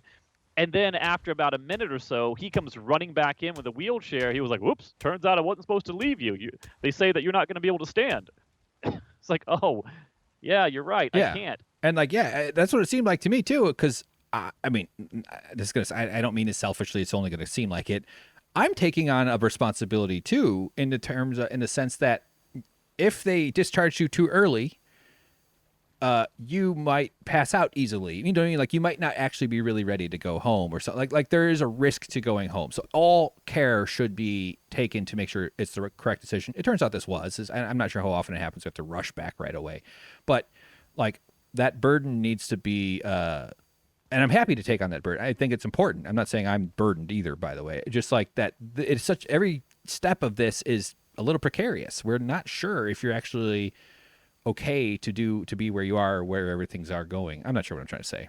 Not trying, but yeah, that's funny that the guy didn't know that he was supposed to not do that. Like, yeah, don't leave him alone. What, like, I bet it happens where some dude in a chair gets, like, the guy gets set aside, and then, meaning you're in the chair because you're the patient, and then like they forget about you, and you're not. You might a person might pass out or might have an issue, and there's nobody around to. I don't know. I guess if you're going to pass out somewhere, it's in a hospital waiting, or it's a hospital entryway somewhere. I guess, but I goofy. cannot overstate just how weak you are after going through something like that. Even though you've been in a hospital for 6 days at that point, you've been force-fed 3 times a day, you've been walked around, you're still just incredibly fragile and weak. Understandably, man. That's yeah. That you had severe violence. Again, another word that's surgery is just like controlled consensual violence. It's a extremely traumatizing thing for your body, for your chest, for your everything, all your other systems, right? Like digestive, and I mean everything kind of gets futzed up with the whole thing, and then you get the mental issues that can go awry as well. He's drowning. I'll get him. I dropped the lock's head by mistake. Oh no! It has been recovered. So you get back and now staying at home, like you're able, but you still got stairs. Our place has the bedrooms upstairs. And you have to walk up and down the stairs, and just. Do you recall much? We don't have to go into every detail here, but like, what were the days like once the day started to progress? That was one of the interesting parts, though, because when I was in there near the final couple of days, they kept bringing a physical therapist around, and the physical therapist only had really one thing in mind, and that was to walk you down a hallway and around a corner where they had this mock set of like 6 stairs up. So it's basically, we want to see how many stairs you can climb before you reach your max. Yeah. Because, I mean, apparently that's like one of the worst things people have to contend with, because people, especially out here, live in like condominiums or apartments where there might be 24 steps to get up, and they just can't do it. Right. But luckily for me, I think just because I was much younger than most people who have to have this done, I went up the stairs once, then came back down, went back up, came back down. That was like my 3rd one, saying, "This is cake, this is easy." And she's like, "Oh, okay, yeah, you don't need this." So stairs were never an issue for me.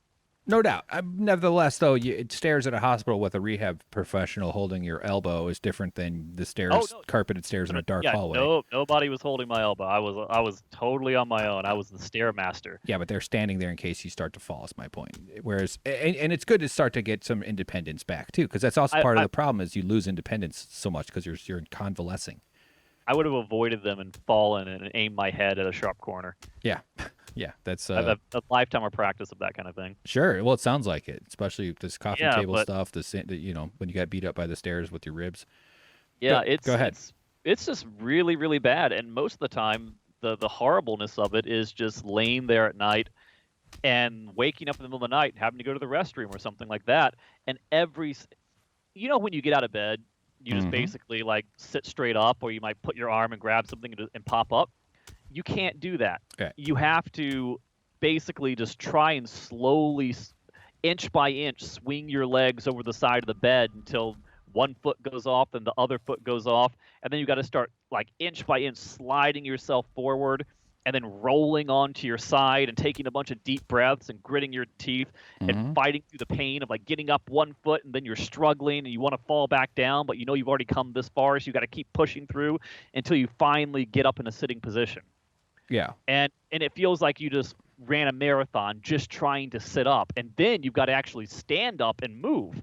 So it's like it's bad, and the whole time you've got a fresh 10-inch incision coming down your chest and 2 like quarter-sized open holes that lead directly into your chest where the drainage tubes were. Wow.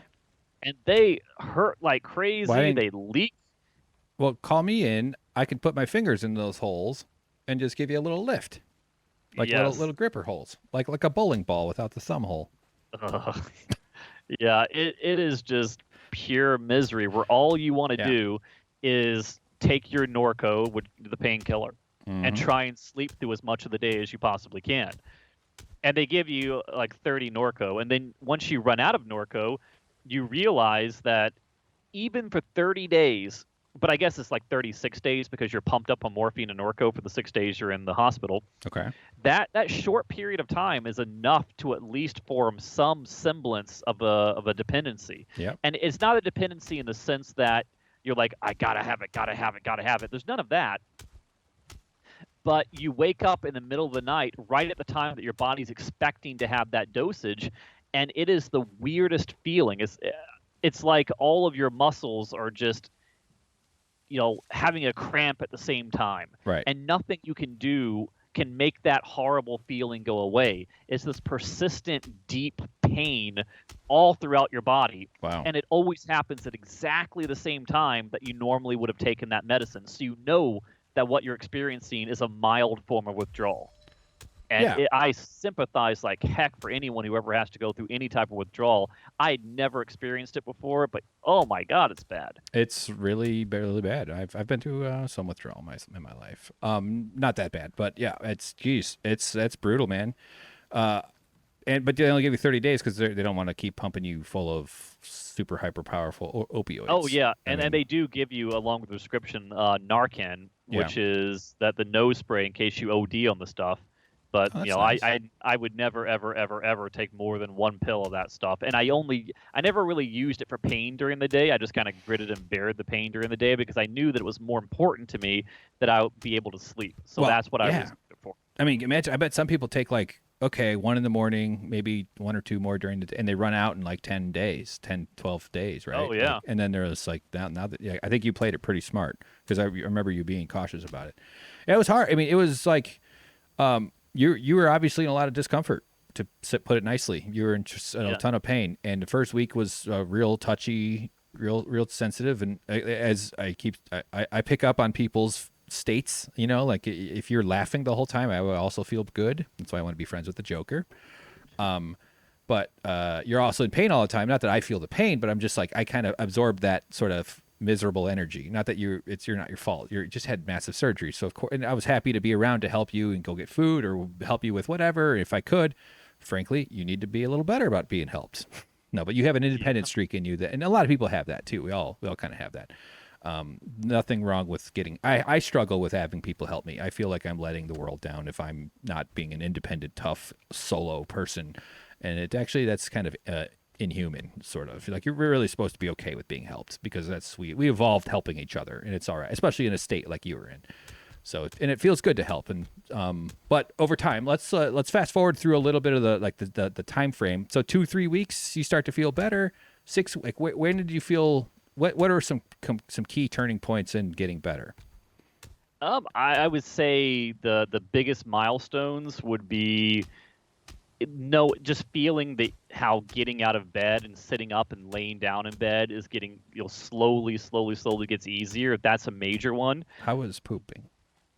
That was never a problem. I mean, but it's funny that they did say during the hospital a lot of times that they say if you have to use the restroom, don't spend a lot of time in that position because that does put strain on the chest. Yeah. And to avoid it. So apparently that is a common thing that people deal with. And especially since these kind of high-powered medicines cause constipation, which makes people struggle even more, which puts more strain on. Thank God that didn't happen to me, but that is a real thing that people have to contend with. Yeah, absolutely. Yeah, we all have buttholes. We all have. It's not a weird thing to talk about. Jesus Christ. Not to say you're doing that, but people get oh, he's talking about poop. Well, no, I'm not saying because I'd be embarrassed. I'm saying I didn't have to deal with that pain and that horrible complication. That was one less thing I had to worry about. Yes, absolutely, for sure. And so when did you're walking around amazing now? Do you want to jump ahead to right now, or is there anything else from this middle part? We're going to go hunt some serpents. No, I'd say right now I feel better than I've ever felt in my entire life, but I'm still not fully healed. I'm just creeping up on month 3, and it takes about 6 months for the sternum to fully heal. So I still, even right now, it still feels like there's a pressure on my chest. Not bad, but it feels abnormal. That's not what I'm used to feeling because I know that there's still something healing there. The drainage holes are closed up, but they're still kind of filling in. It kind of looks like 2 knife wounds hit me there, but I'm getting through that. And those are okay. Yeah, coughing is easier, and I can actually sneeze now, but I say that my success rate on sneezing is probably 75%. There's some times where I let the sneeze start coming, and then the pressure in the chest gets so bad that it just cancels itself, which sounds weird, but your body will do crazy things to protect you. Mm-hmm. But it still hurts a little bit, but I can at least do that. Whereas before, just the idea of sneezing is just the most horrifying thing imaginable. I'd rather take a hammer to the side of the head than endure a sneeze. I can only imagine in that state So with your chest yeah, like so that. Yeah. all things considered, from like a general well-being feeling, I have never felt this good in my life. I never knew that it was possible to feel this good in my life. All that anxiety that they were pumping me full of pills for, I at first I didn't want to say that it was gone because I've lived my entire life with crippling anxiety, Let's go sit on the and podcast here. I Upstairs. always thought that it was connected to my heart, but I didn't want to jinx it. Yeah. But sure enough, I have not felt any sort of panic whatsoever. I've been back at work for a number of weeks. I felt the stress of work, but it doesn't impact me. It doesn't take my life over. It does, I feel like I can deal with a lot more stuff now. And in terms of like being tired all the time, I don't feel tired all the time. I don't feel exhausted. I don't feel like I have to go to bed at 6 o'clock right after work anymore. It's just Wow. just all these little things that I never expected to ever And be different are wildly different now. sorry if you said this. Occasionally I do tune out because I'm getting distracted by the game. But your heart rate is you've had one of those tester thingies, and they've got you on a watch for doing walking. They're making you walk around or whatever. But your heart rate's been better.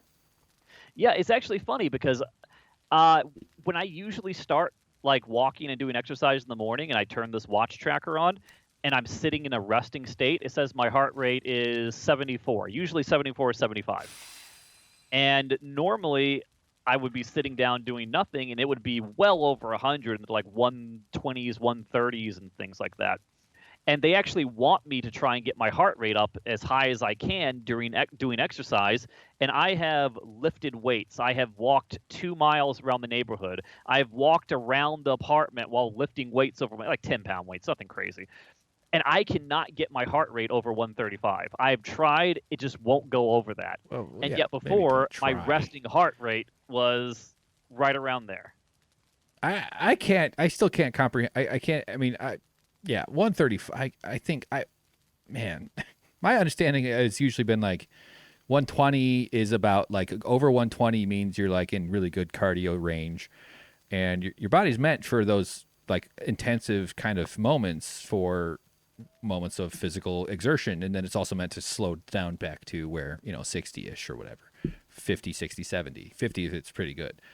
135 just resting all the time year after year is just, I can't even imagine. I cannot. It just blows my mind that that's how it felt, and I can only divine the ways that also would affect your mood and your like it would feel like anxiety. I deal with anxiety a lot, and there is sort of a chesty component to it. I never really thought my anxiety never felt like my heart was racing. I don't know, maybe it was. I don't test my heart rate a bunch, but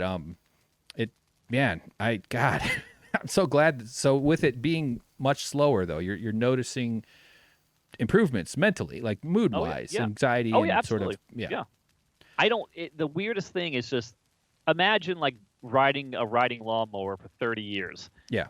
And all of a sudden the vibration and the sound just stops. And you feel this calm and this quiet and this peace that you've never felt before. That's exactly what it felt like to me. Right. I'm grateful to hear that. What do you think you're going to do with this newfound freedom you've got now that you've been liberated by your overactive freak out heart? I think I'm going to give meth a try. Hell yeah. There it is. I feel like, I'm ready. Good. That's great. Well, I'm glad you're back. I'm so happy that you got through it. All right. Had you died, it would have been a real rough time for me. So that's good too. I would have haunted this place. No problem. I know you would have. We are spiritually bound. We have shared enough candle holders everywhere. Yeah, I still haven't sold one. I still have not sold a single fucking candle holder. I got some more to post up though. I actually have to keep. That's partially what I want to do soon, tomorrow. Great, man. Well, we've been going a while. This has been really long. Oh, we got a comment on our Twitch stream. I'll read it Monster 4 2. Great to have you back. So excited for Westworld Season 4. Oh no! Hold on. They're gonna do a fourth one. Wait. Hey, Monster, I saw your comment on the video about the older comment I think you made a comment on Winners and Losers video about an old SuckProfessor clip. I did see that. I wasn't sure. I hadn't quite figured it out enough to write you a response, but I did recognize I went to the link that you included. That's just some side business between me and Monster 4 too. But okay, so is there a Westworld Season 4? Come to think of it, the scar on my chest is a maze, and it says that was not meant for you at the bottom. See, I don't. What was the name of the big computer? The Troubadour.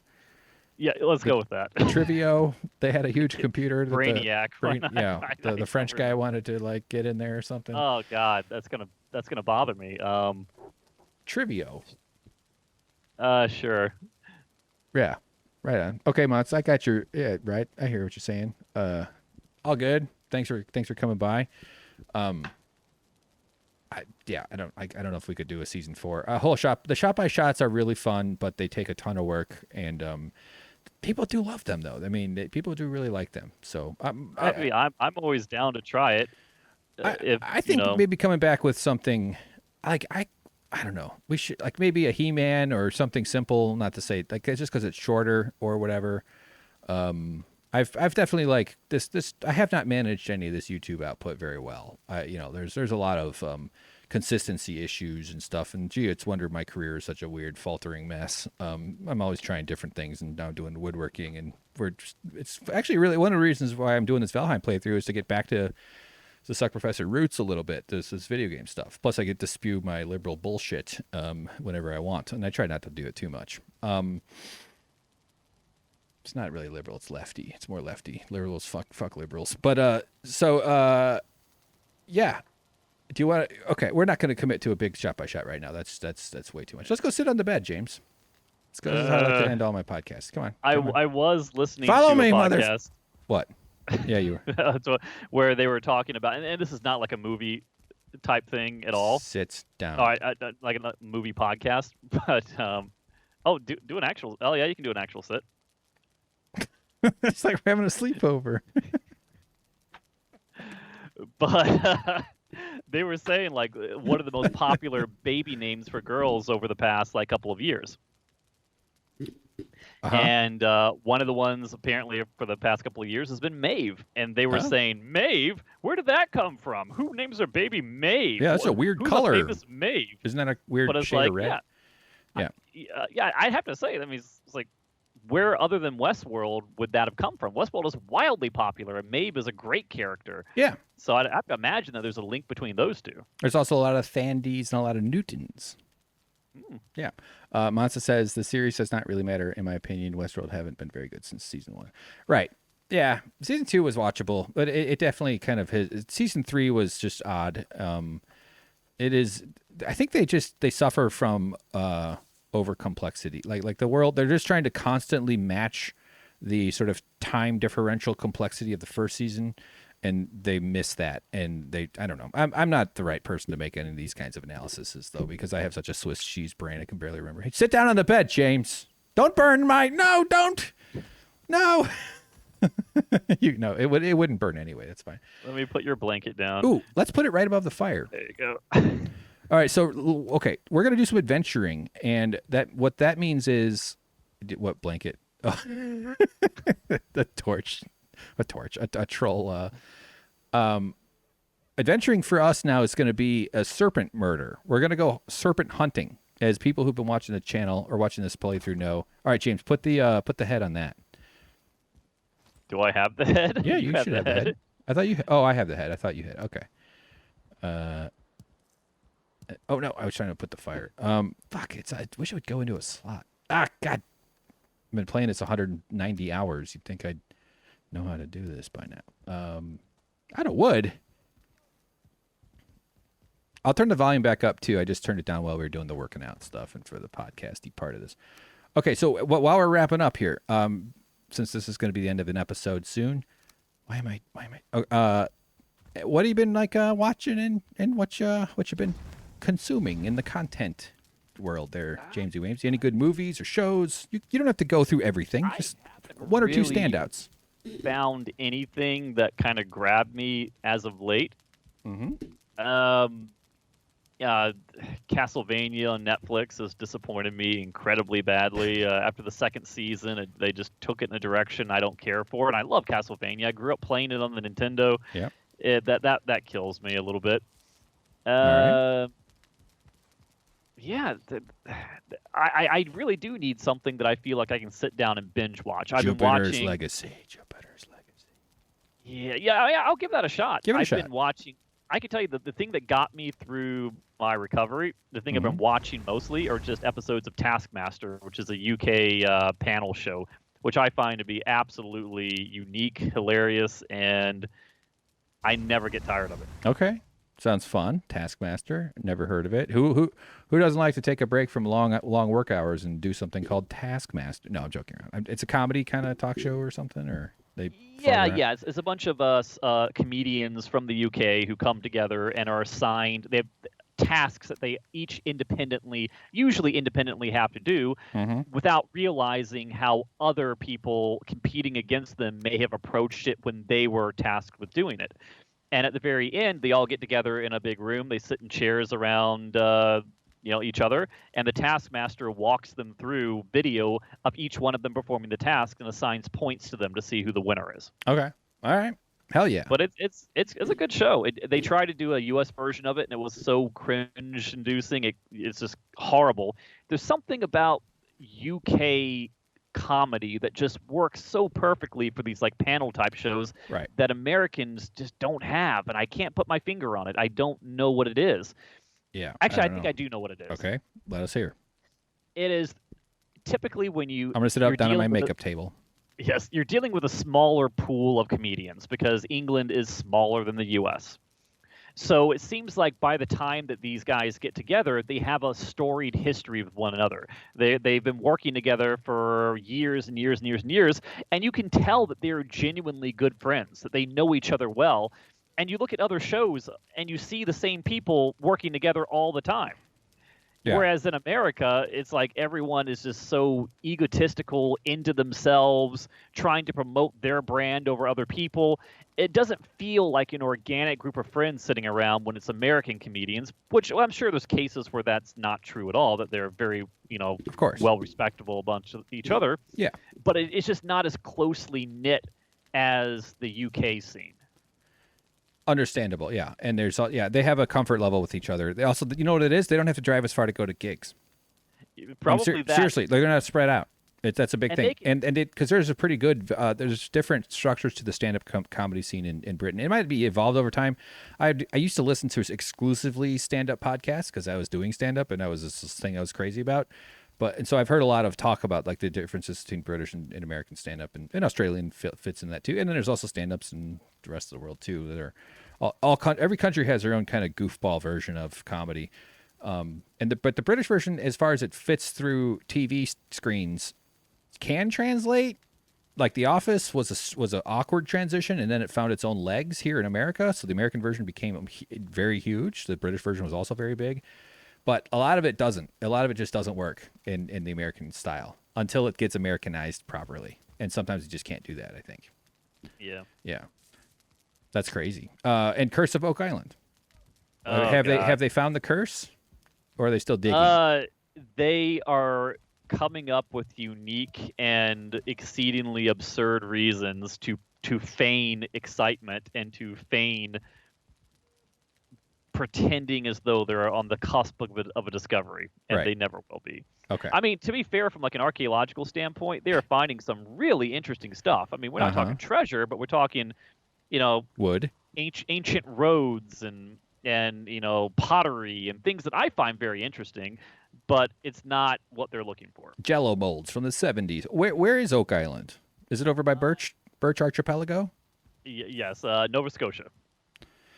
Coastal? I mean, Nova Scotia's coast. Like, yeah, islands are near water. That's usually how that works. Yes. It's not a lake island. So it's a part of the world that has probably had some sort of human presence for Oh, way further past just extensive the amounts of Vikings and yeah, the Europeans finding it too. they have Yeah. found evidence that there are, everyone from the French to the British to the Spaniards, everyone has been there at one time or another, and they find evidence of that, but they don't know why. What do you mean you don't know why? They don't know why they were there. Oh, they don't know what they were there for. Okay. Well, how could you tell if you don't know Why did they build? Why is there a giant road that's like 8 feet across, built going through a swamp? Why are when they drain Smith's Cove? Why are these giant wooden structures like 6 feet under the water with Roman numerals carved into them? Who the heck knows? Yeah. They never used Roman numerals in the past.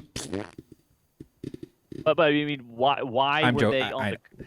Yeah, I know. I'm being a dick. I'm being a dick. I really am. You know that the coastline changes over time, but Yeah. so obviously there was a time when that was built. They didn't have like diving suits and build it underwater. It Sure. was clearly above water at the time that they did it. Yeah. But Well, it's even historians are having a hard time looking at it and saying, yes, this is definitively this type of structure for this purpose. They just really don't know. I would love it if there was a way to say like fossils. Like what percentage of fossils have we found? We found so many. We have tons and tons and tons of fossils. We've been able to make, by we mean, I don't mean me, but we humans have been able to make amazing conclusions off of all the fossils that we found. But what percentage of fossils exist in the world versus what we've found? I have no idea. That's probably an interesting Google question with a Quora answer or something like that. I would bet it's like under 2% or something. If even that, yeah. And in archaeological terms, like I bet the percentage is a little bit higher, but I imagine, the full painting, even if we could uncover 100% of all archaeological finds that are somewhere in the world under all the epochs of human behavior before anything was written down, before, all the ways that we can barely know that their presence was there. And there's probably so many that just disappeared completely because they never left stone or clay or something like that, or teeth. It just must be an impossible. It's a story. The story will always be incomplete. So we just have to be okay with that uncertainty. Is my point. Not to make a bunch of stupid conclusions because they want to have a TV show. But those guys make good money, and it sounds like there's some interesting stuff going on. But it wouldn't be as successful if they called it the careful exploration of an archaeological site. Yeah, I mean, there are nuggets within the whole story that are interesting, but you've got to basically look past all the theatrics and spectacle that they fabricate in order to see the true interesting stuff that's actually real. Right. That's how I work out. I punch my wolf faces. I hear you. Well, okay, cool. I'd say we're pretty good here. This has been a good 2-hour show so far. It's James, you feeling okay energy wise? So good to do some serpent hunting. Yeah, let's do it. Oh man, I'm so excited. So anybody new? I don't know if anybody new is on the stream right now. Oh, let's just end this on SuckProfessor then. So thanks for tuning in, everybody. Say hi to James in the comments. I'll pass along messages to him if you want me to. I mean, I do when people say nice stuff. And I'm sure I speak for our audience when I say that we're all glad and grateful and happy you're back, and we look forward to more of your brilliant insights, your immense patience with my bullshit, and your wonderful analysis and memory of all the shows that you can somehow remember. I struggle with it.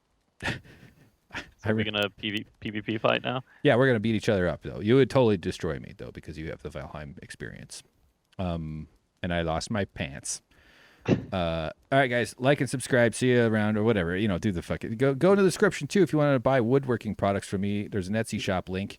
I turned my balcony into a workshop and I'm making stuff and I'm trying to become a woodworker.